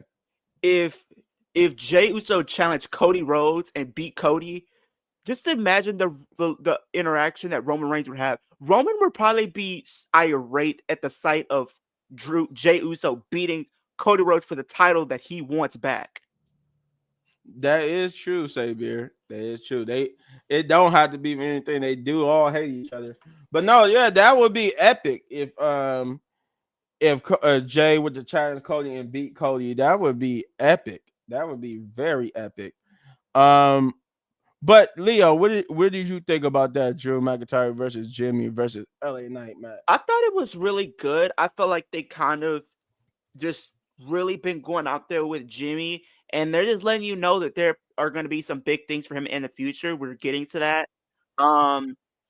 within the next few weeks or so. I'm really enjoying what they're doing with him. They're definitely showing that he has a lot of potential. I think he's going to be something to look out for. LA Knight, I think you had a good match. I think the ending was really cool where you had literally LA Knight trying to go for the blood force trauma on Jimmy Uso. He connected it, but at the same time, Drew hit a Claymore on the back of none other than Jay. No, it was LA Knight. LA Knight. And then boom, he gets the 1, 2, 3. I think that was a nice little visual that they did. Yeah, it was. Cause that's like because basically they try to say he only hit the BFT because he got Claymore. So I'm like, that was kind of cool. That was a cool visual. But yeah, I agree with you. That was a cool visual. And a cool, unique way to set up the victory. It was something new. It was something new. Speaking of Damian Priest and where we were talking about the setup between him and Drew McIntyre, Damian Priest will be interviewed about his qualifying match next week, which will be him versus Braun Strowman versus Jacob Fatu, which is going to be one hell of a triple threat match. That's about to be crazy. I mean, first of all, just think about it. We're about to get the run back between Jacob Fatu and Braun Strowman after Jacob Fatu murdered Braun Strowman.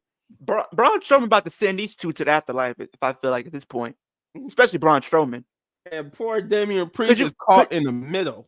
But I feel like Damian is going to advance to set up him being in the chamber, and then you set up him and Drew for Mania, because I think that's going to be the play.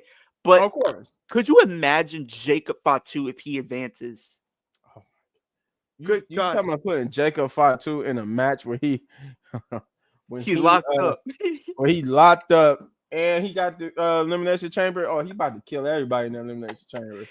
Remember he said he from that box, he gonna be put in the cage. Yeah. He said, I came out that box. He said, I came out. The difference between you and me, I was in that box. I was like, oh, wow. Nah, I think the best one is the first one he did when me, you, and Chris was streaming. Mm-hmm. And he said, you will love our tribal chief. And oh, Lord. Oh, Lord. My man went on the whole sermon about Solo Sikoa.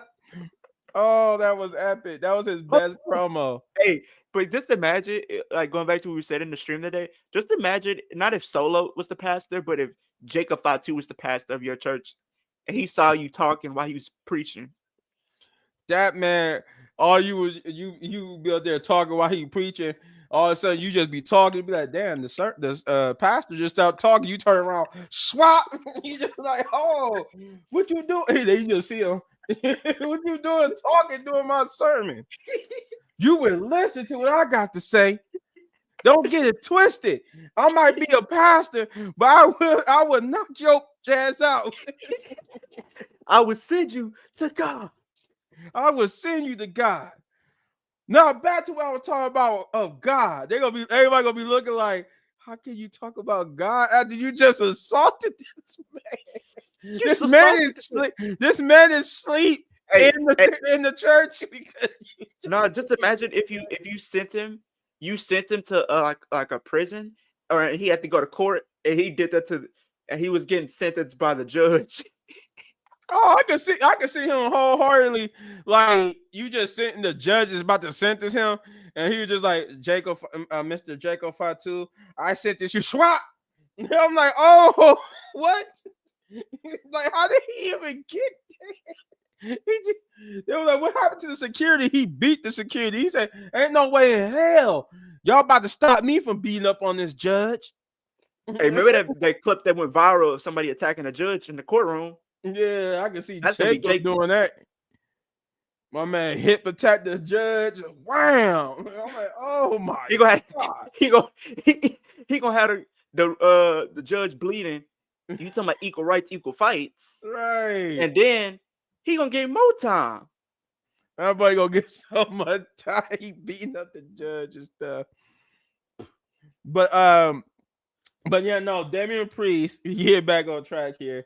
Damian Priest would then get confronted by Braun Strowman, who tries to warn him that you're missing the point. You're looking too far ahead because you're going to be in a match with we lost Leo here. We're going to be in a match. You're going to be in a match with me and Jacob Fatu, two of the baddest superstars in WWE.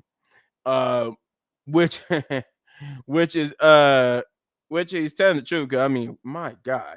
He gotta go against two monsters. I mean, whoo. That's gonna be one hell of a battle for Mr. for Mr. Damian Priest. And then we would get to the point where we get the update for Kevin Owens. It's a Kevin Owens promo, and we'll get the update on another update on Sami Zayn. But Kevin Owens basically in his car was saying that, Cody, he said he was upset at Sami Zayn because Sami Zayn came out there but didn't do anything and just stood there and watched as Cody Rhodes and him have a brutal match. He said he talked about the scars, like the little scar in his nose here. He had one on the side of his eye, and said that they won't heal. He's in physical pain that probably would never go away. And he said that he's in so much pain that Sami Zayn wouldn't be able to fathom how much pain he's in right now, but not as much heartache and pain he's in by the fact that Sami came out there and did do nothing to stop Cody Rhodes. He sat there and just watched Cody Rhodes destroy him, and he even alluded to almost trying to take his. And said that he believed that he said that with that, then he saw the Royal Rumble match where Sami then went to the aid of Roman Reigns when he was in the corner getting beat up on, but he wouldn't do that for him. And he called Sami a disgusting human being and a horrible friend, disgusting human being, and that he would never forgive Sami. He would never forgive him, ever. But he said, I will make you pay. I will make you pay. And I'm like, yep, Kevin Owens has fallen off the deep end. Kevin Owens has gone, like, he has completely lost it now. Now, all of a sudden, he hates Cody. I mean, we knew this was coming, right? But all of a sudden now he hates Sami Zayn because he believes Sami Zayn has something to do with what happened to him.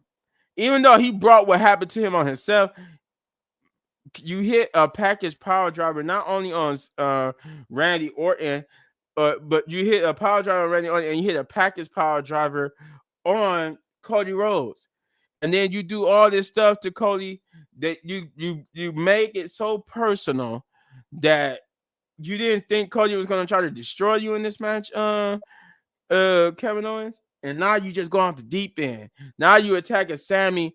You mad because Sammy didn't help you. Sammy wasn't supposed to help you. You were supposed to do that all on your own. Would it made for the good story? You had Cody, Sammy help Cody, Kevin Owens. Yeah, would have made for a hell of a story going into the Royal Rumble, especially he would have helped Kevin Owens win. But we didn't. Instead, he just sat there to try to make sure both of them would stop it. It's like he was basically there to like stop both of them from doing something horrible. But then he really didn't stop. He didn't want Kevin Owens, to do the package power driver on Cody on that table, and he didn't want Cody to put him through that ladder. But it was no stopping them. That's how bad that feud got. So to sit here and see Kevin Owens go off the deep end was Kevin Owens has pretty much lost it now. You're right. He's gonna kill Sammy all by himself. Yeah. No, this is going to be a good rivalry. But speaking of Sammy, the other party up to this is that after Kevin Owens does his promo, we get an update and that Sami Zayn will be out indefinitely. But I think it just means that he's just going to be out until maybe we get closer to the Elimination Chamber. I do believe that we're going to get Kevin Owens versus Sami Zayn at the Elimination Chamber. I do think we're going to get that. And then we're going to get the return of Randy Orton, only for Randy Orton to basically face Kevin Owens at WrestleMania. I think that's how the plan is going to go. But definitely, this is where Kevin Owens has lost his mind. But yeah, they say he pretty much got some of the same injuries that Cody Rhodes had when he got hit with the package power driver. But that he's definitely going to be out indefinitely. So they don't even have a timetable on which Sami Zayn could return. From there, we will get the fourth match of the night, which is Akira Tozawa versus Carmelo. And this Carmelo, they would have after that little back and forth they did with Nick Aldis in his office. Carmelo would come out cutting a promo. He said, talking about I know you ain't talking about people missing and stuff like that. With you looking like someone left Cody Rhodes out in the sun out too long, but that he continues to assert that this is going to be a layup. But then the match was actually pretty good. Akira Tozawa actually this is the first time in a long time I could say Akira Tozawa had a pretty good match. This was a compelling back and forth. Akira wasn't silly. He wasn't booked to be like just being like Carmelo was just going to dominate him or anything. They went back and forth, and Akira almost had Carmelo beat a couple of times. It was like, oh man, Akira just going to add on to Carmelo's losing streak. But no, after a competitive back and forth, Carmelo would gain the upper hand and hit the I forgot what his finisher was called, but he would hit his finisher. It was just right there on the tip of my tongue. But he would hit his finisher on Akira Tozawa to get the victory. And this was a pretty good match. I enjoyed it. I did. This was good. I'm glad that Akira Tozawa got some time to shine. I'm glad it went the way it went. Hopefully we can see more of this side of seriousness when it comes to Akira Tozawa matches. Let's see. Then we'll get R-Truth backstage afterwards. After a commercial break, we'll get R-Truth backstage helping Akira Tozawa, and then he would just drop Akira. So we right back to the funny stuff. He would just drop Akira because he saw Jay Uso. He said, Jay Uso, he said, congratulations on being the king. He said, you did it. You the king of the ring. He was like, I'm the Royal Rumble 2025 Royal Rumble winner. He said, that too. I'm just like, our truth never change, man. Never change our truth. Um, but Jay was reminded, like, man, it look like you need to go check on your boy there, man. You gotta go check on your boy. He said, oh yeah, man, I gotta go check on him. He yeeted all over himself. Jay, like, man, what? And then he would Cody Rhodes would come up and ask him, how he feeling about WrestleMania. And he would again tell Cody that he said he would love to face Cody Rhodes at WrestleMania, but he also got unfinished business. He also wanted to face Gunther too. So I guess right now he just undecided. Um, and then after that, we would get Charlotte Flair coming out, and I know Leo will be flipping out right now, but Charlotte Flair, Charlotte girl, what were you thinking? I don't know what you did to yourself while you was gone, but your face do not look like normal. Like I don't know what you did to your face. I don't know, is it just because they put heavy makeup on you? I don't know what happened, but your face don't look normal at all.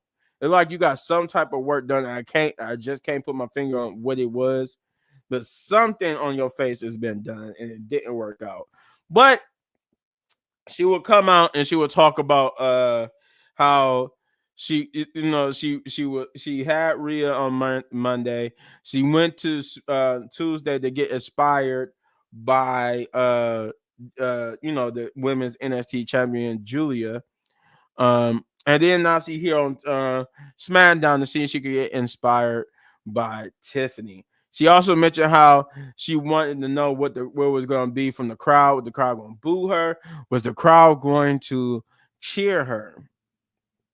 And she also cut like a healers promo saying that it didn't really matter, and that she said, what did you expect was going to happen, that I was going to be out for as long as I was, and not come back and win the Royal Rumble. She said you had all the people that was in the women's Royal Rumble match were uninspired women, and of course no one was going to throw her over the top rope.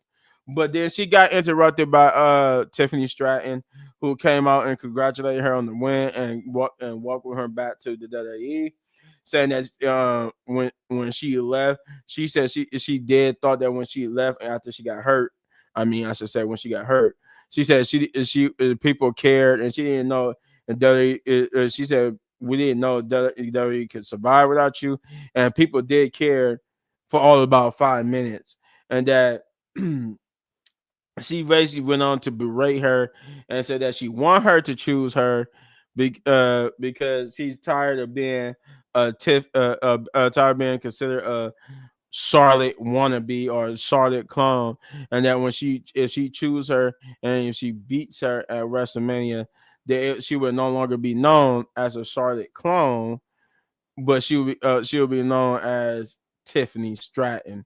And Charlotte just started her promo about saying, did you say something? She's like, did you say something? She said, listen, you speak only when I tell you can speak. She said, and then she said, when I was on Raw, when Rhea came out, all I saw was a child. And she said, well, now with you, you're even less than Rhea. You're a kid, you're a baby. She said, and but if you want me to choose you to fight at WrestleMania, fine, I'll choose you. All you gotta do is get down on your hands and knees and beg me to choose you. And before Tiffany could get a response, Nia Jax's music would hit. And she said they're both jumping the gun too soon, because she said after talking with Nick Aldis, instead of having to face 5 women in the Elimination Chamber, she said she just got to face one to go to WrestleMania, and that is Tiffany Stratton. This is what we were talking about earlier, where it would get revealed that Nia Jax and Tiffany Stratton will face each other for the WWE Women's Championship next week on Friday Night Smackdown. So I guess we still did get what the leak said. The leak said we would get Tiffany versus Nia Jax for the title, but it was supposed to be at the Royal Rumble. But I guess it ended up being, instead of the Royal Rumble, it's just going to happen next week on Friday Night Smackdown. Every time she's out, she tweaks her face, but this last time it she had too much done. It's very noticeable. She's getting that animal look now. Yeah, it's like it's weird. Like her face, like everything else is Charlotte. But it's her face. Her face just looks weird, and I don't know what it is, and it gets on my nerves every time I look at her. It just looks weird. It looks weird. In that promo, the Queen has spoken, but I hope Tiff do win. Oh no, Tiff. Yeah, I need Tiffany to win, because if Charlotte wins, that means Tiff was just a transitional champion, and I don't want her to be a transitional champion. I don't think her first reign should be remembered as a transitional champion. But no, Nia Jax will come out and tell them they jumping the gun, and then she will say that after she told her that she will be facing her next week for the title, she said, "So Charlotte, if you want to beat someone and become a women's champion, you had to beat me at WrestleMania." And then Charlotte said, "Oh, this is starting to get interesting." And she said, "I think I'm going to stick around for things next week," saying that she's going to be there next week to watch their championship match. Then Alexa Bliss music would hit, because Candice LeRae is with Nia. And she has a match, a quarterfinal match, which is next, which then we go into the fifth match, because once Alexa Bliss music hit, the crowd just go crazy. And that's it, the commercial break. And then we come back, we get the fifth match of the night, which is the co-main event, which is Alexa Bliss versus Candice LeRae in the Elimination Chamber qualifying match. And this was pretty good. We also got the reminder that Candice LeRae is a 20-year veteran when it comes to wrestling, meaning that she got more experience in wrestling than Alexa Bliss.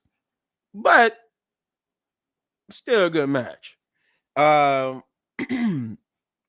Alexa Bliss did not have a dominating match like you think she would against Candice LeRae, considering how they've been booking Candice LeRae. Alexa Bliss and Candice LeRae had a fairly even match that went in the length, because they had like 2 to 3 commercial breaks. But it was a decent match with a fairly balanced back and forth. I mean, Candice LeRae got some offense in, Alexa Bliss did, but it wasn't like more than the other. I feel like it was fairly balanced. I think it was a fairly balanced back and forth with with Alexa Bliss getting a victory over a game Candice LeRae. I did like that part though, where Alexa basically was getting taunted by Candice, and Candice kept pushing her head and telling her she don't need to be here. Why is she here? She should have stayed gone. And my girl Alexa just did her little Hulk Hogan Hulk up, and was just like, and bow. She just started shoulder charging her. That's pretty much what she took over. But that was like a cool part for Alexa. And then she would hit the Sister Abigail for the win. And I like it that when she do the Sister Abigail, it's like her own unique twist. She doesn't do it exactly like how Bray Wyatt does it. She like puts her arm around behind the back of the head and just whips him around.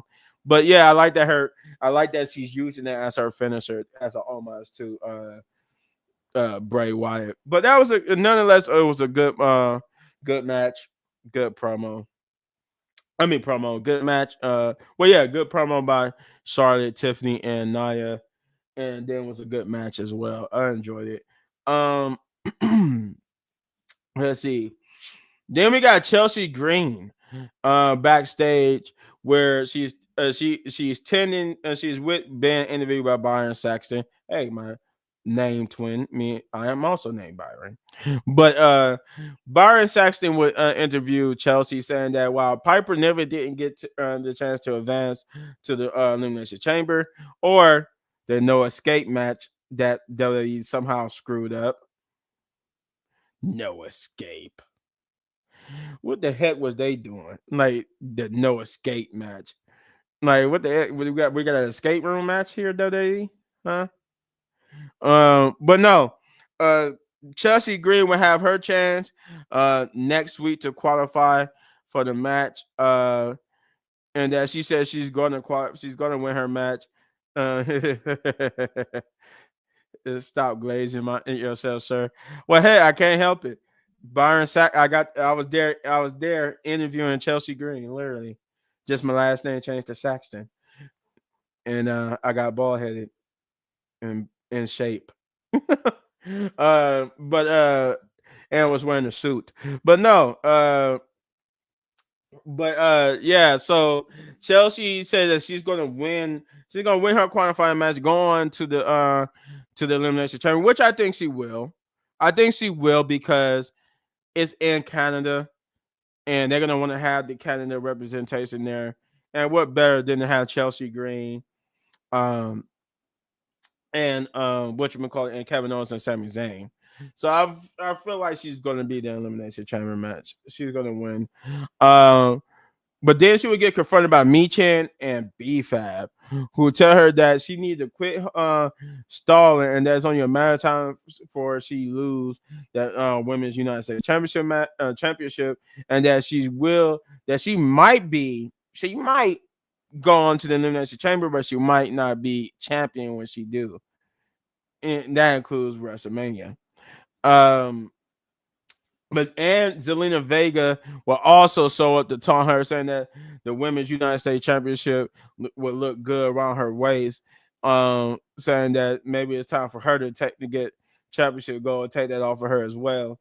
Then she would get angry at Piper Niven, who haven't found more people to be a part of her security detail. But Piper Niven saying that I haven't found nobody because everybody hates you. I'm like, well, she got a point there.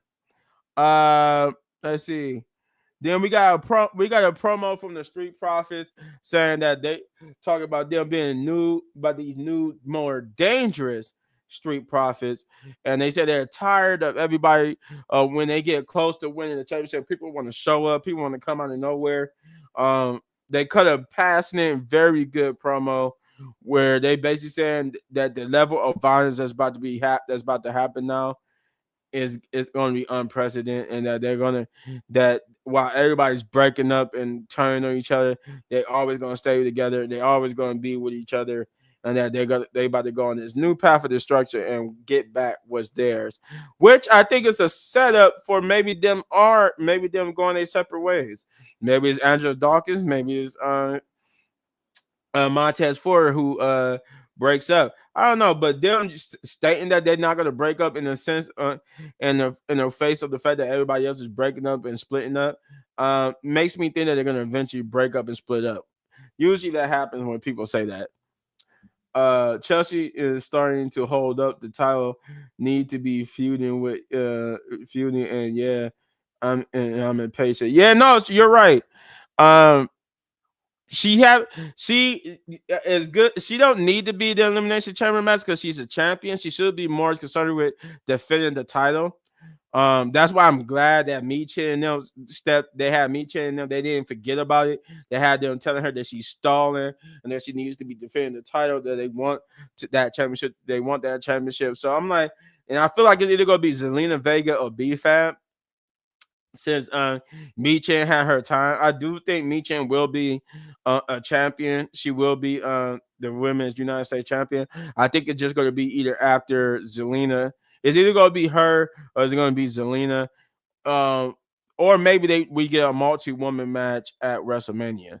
Either way, I think that's what they're waiting on. I think they're just going to wait on WrestleMania to start building up these feuds for these mid-card titles. It just sucks because they should be doing something. And that's the whole point, to do something now in the in between time, meantime.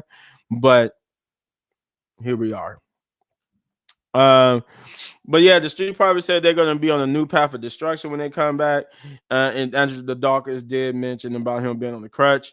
Then we get the Motor City Machine Guns, who are being interviewed and being asked about what do they feel about their again by Mr. Byron Saxton. Me and when I put on the remember Jim Carrey the mask. When I put on the mask, I turn to Byron Saxton and go interview the Motor City Machine Guns. And I lose my hair and everything. And I get a little bit lighter. I'll go from being dark skin to brown skin. It's funny. I'm sorry. Anywho, uh, yeah, yeah, yeah. I agree. I agree, Savior. Anyway, but no, they would get interviewed about their remarks on the Street Profits, and they say if Street Profits want something, they could come get something from them because, as far as they're concerned, they threw in the towel when they feel like the Street Profits threw in the towel when they came along, and they fumbled the bag. But they would also get into an argument with Legado del Fantasma, who says that they too are upset with them that they needed. Well, first it was Angel Garza and her brother Carrillo, who tell them they need to get over that they lost. They need to go back to the back of the line. But then they also would get into an argument with them, and Santos Escobar would tell them that if they looking for a fight, they would get it next week. And it seems like all this, because they did mention how like everybody just upset in the tag team division, everybody's angry in the tag team division. Yeah, everybody's angry, and I feel like they're going to have like a multi-man match for the tag team titles at WrestleMania. But we did get a video package for Damian Priest about their match coming next week with for the International Champion match. We also got that, and then we get to your main event, which is Jey Uso and Cody Rhodes versus Jacob Fatu and Tama Tonga. This was a great main event. Jay and Cody works well together, especially with Jacob Tom. Jacob Fatu is an animal. He just like he lives up to that Samoan werewolf hair namesake. He's an animal. He comes out and wrecks everything. He damn near almost killed people, but they did go back. It was a good back and forth.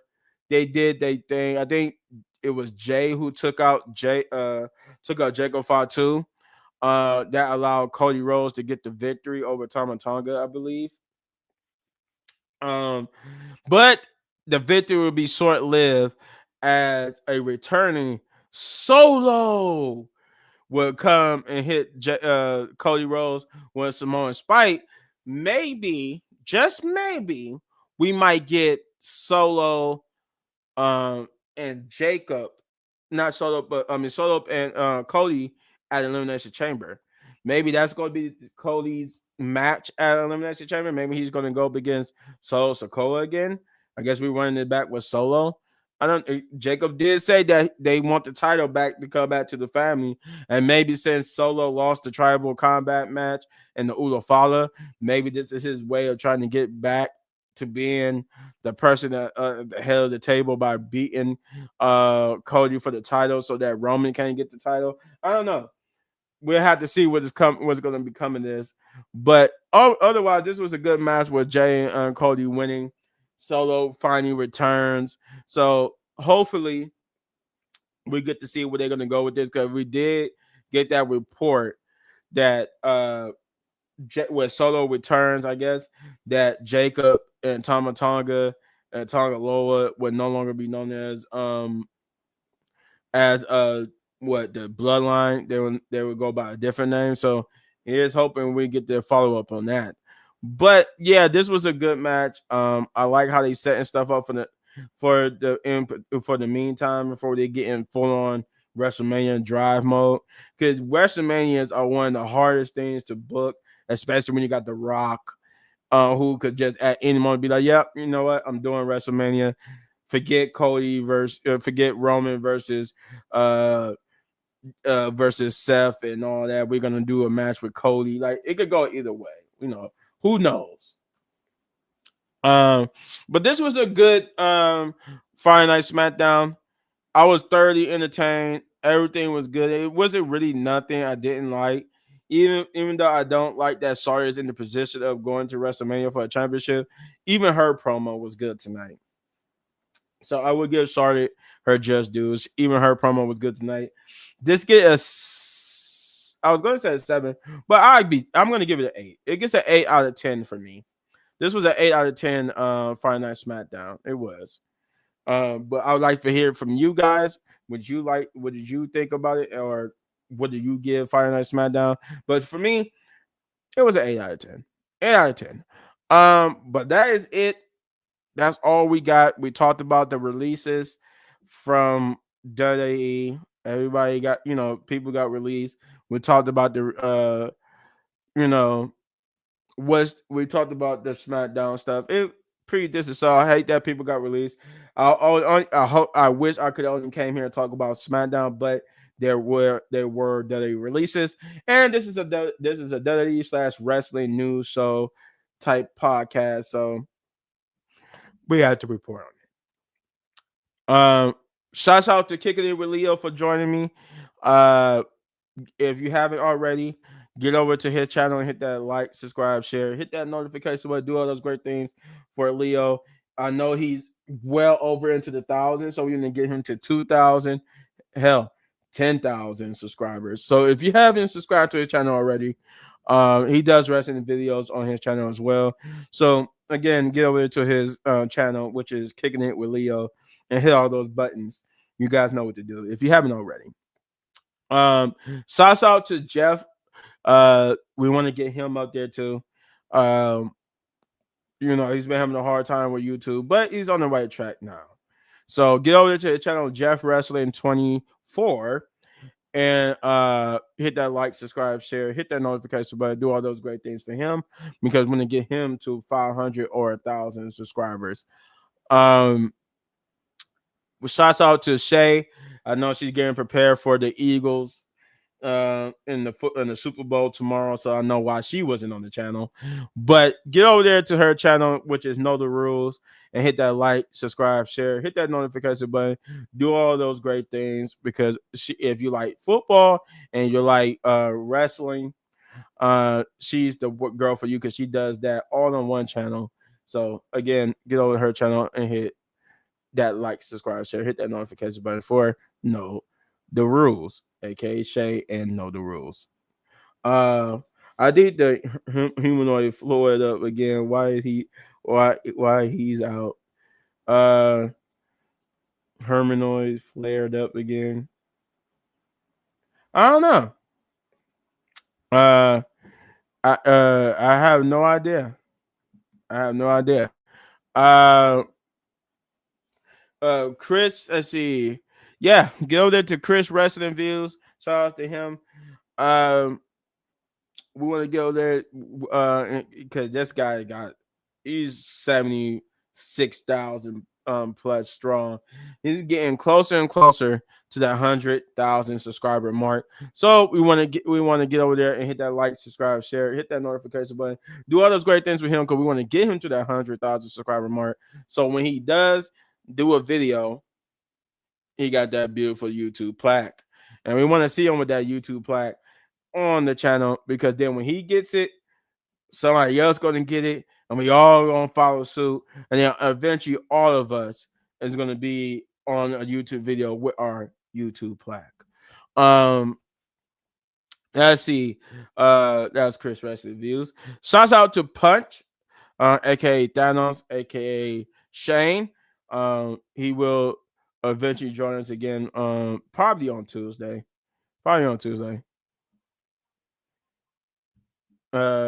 When Leo see that comment, LOL.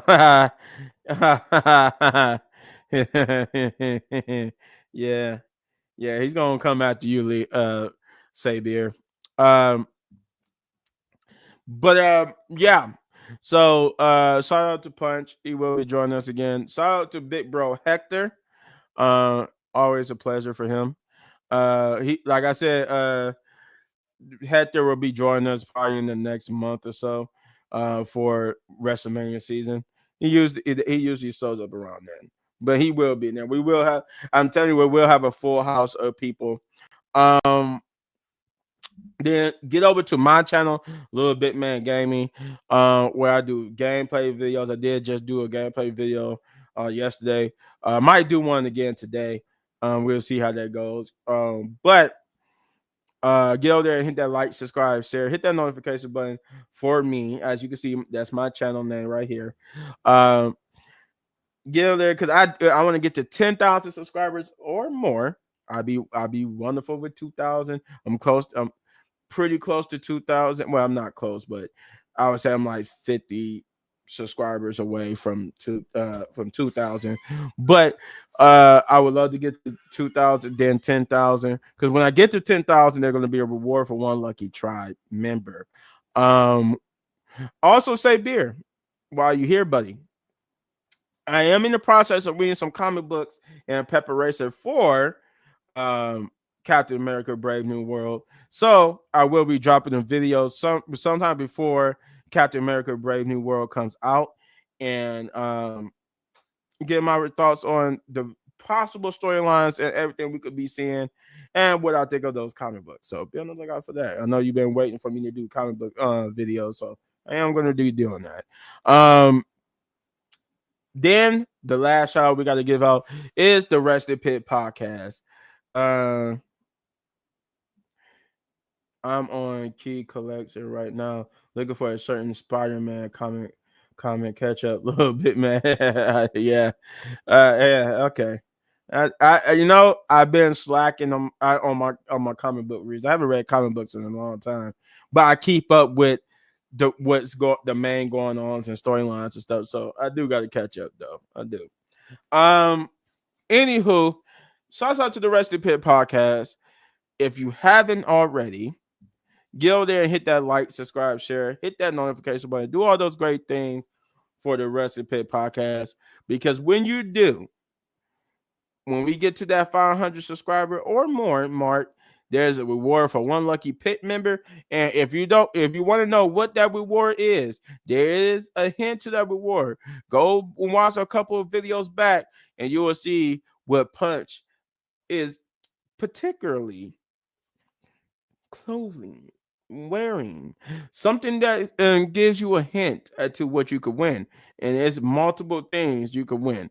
But with that being said, I'm gonna get out of here. Enjoy the rest of my Saturday. We will be back Tuesday for the Monday Night Raw review. In case or we could be back tomorrow if it's more if it's more WWE releases, like big name releases. I will do another video if we get some like a whole bunch more people release or whatnot. But other than that, it will be Tuesday for the Monday Night Raw review, and then maybe an NXT review. I gotta see how my schedule look for NXT to do an NXT one. But definitely Monday Night Raw Tuesday and Saturday for SmackDown. But if any videos happen in between time, you will know first. With that being said, I want to sign out by saying Wrestling Pit Podcast, baby. And I love everyone who joined the podcast tonight and watched the show. Shout out to everyone who watched. Hopefully we see you guys again. Hopefully we can pull in some more big numbers like we did tonight. And yeah, enjoy the rest of your Saturday and your weekend. Peace.